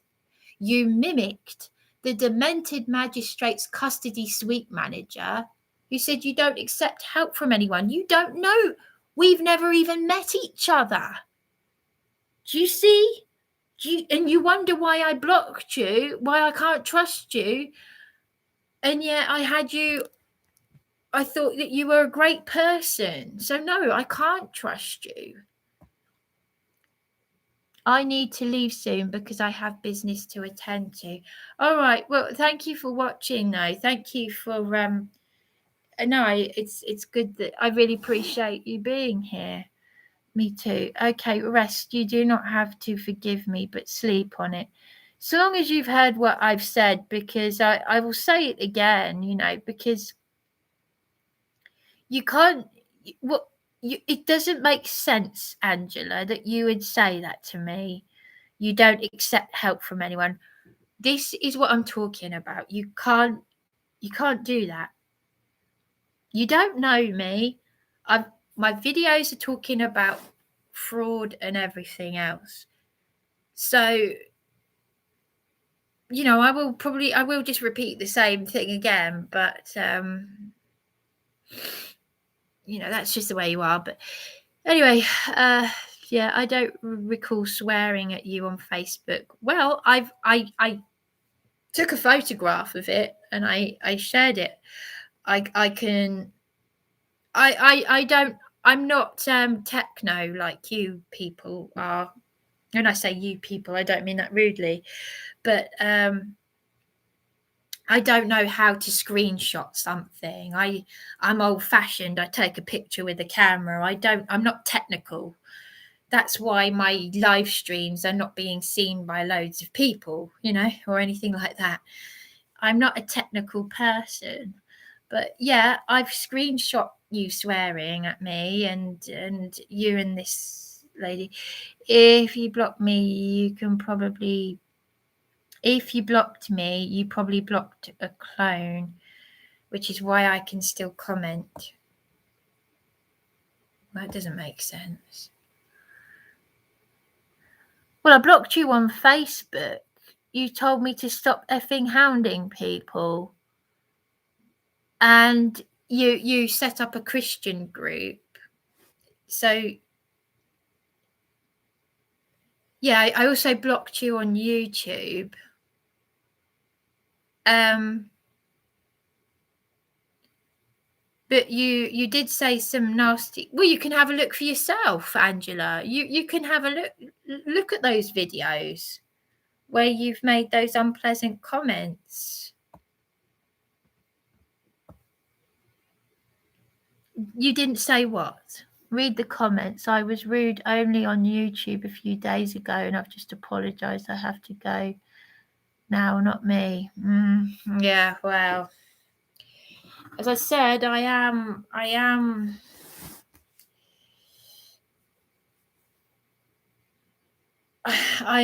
really highly. You wouldn't do something like that in the first place if you weren't a narcissist. You just don't do things like that. I don't. Yes, you did. Yeah, you did make some nasty comments. I'd already blocked you on YouTube, so I don't know what you mean by you must be you're saying to me that must be a clone of you. Someone else has done it, but I blocked you. But it was the same picture. It was the same image of you that was there a few days ago.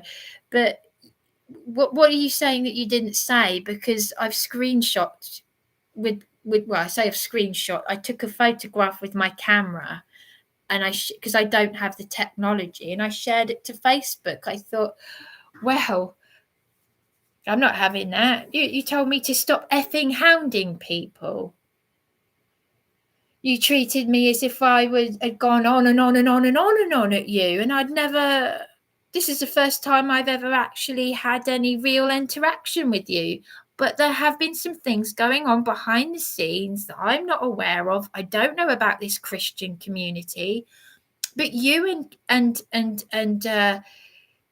this Caroline Stevens have said similar things, and Caroline Stevens threatened me. I don't even know you people.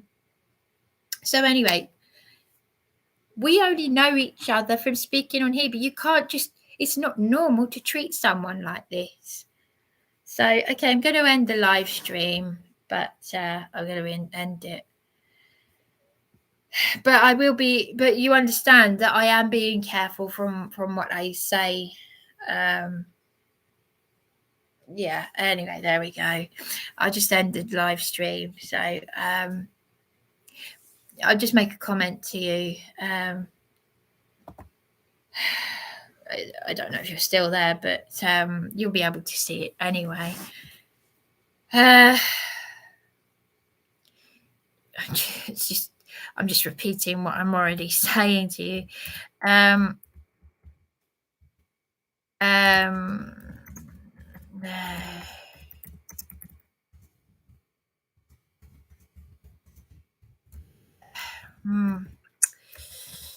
Oh dear, where is I wanted to make?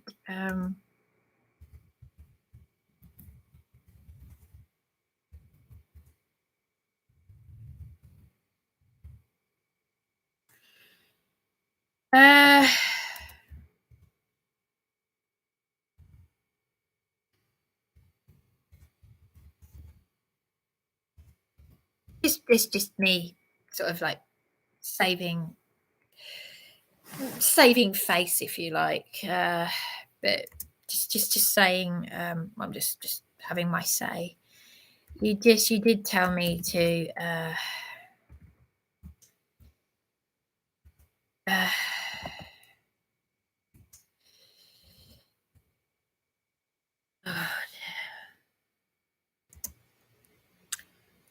Stop.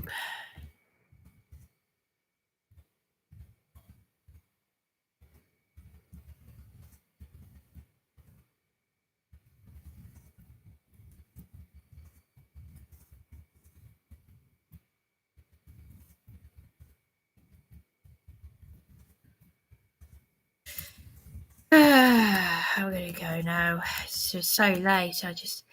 But at least, it's good to get things off your chest.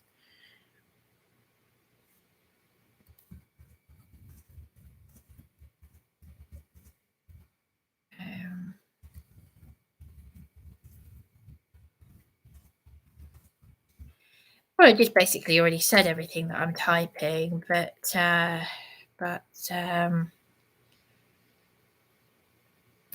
you attack each other and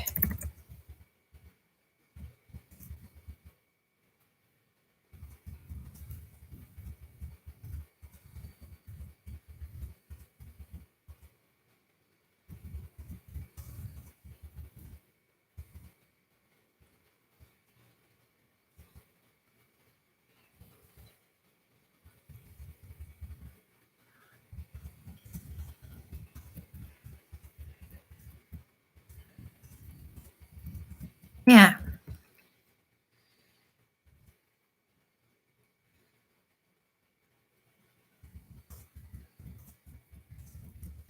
Yeah, well, my life has been put in danger.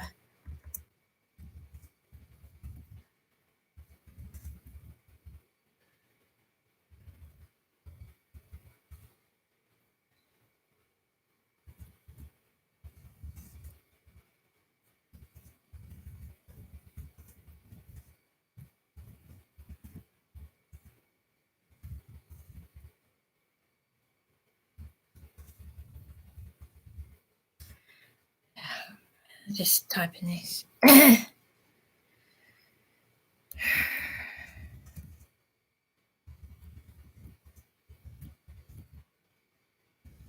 Mm-hmm. Yeah.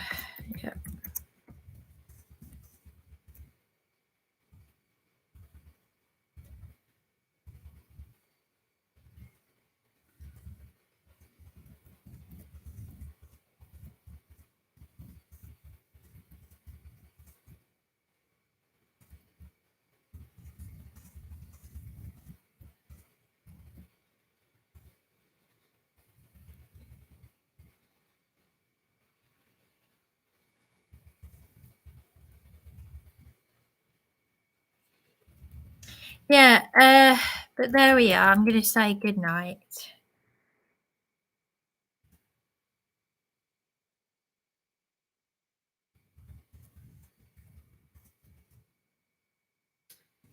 So signing out for now. Obviously, there's a little bit of yeah, sort of like a tongue-in-cheek feeling kind of thing. Yeah, it's good to get things off one's chest. Yeah. Excuse me. Okay, all right. And Abba Yahweh, let us keep praying. Fight the good fight. Yeah, good night all, and thank you for watching and contributing.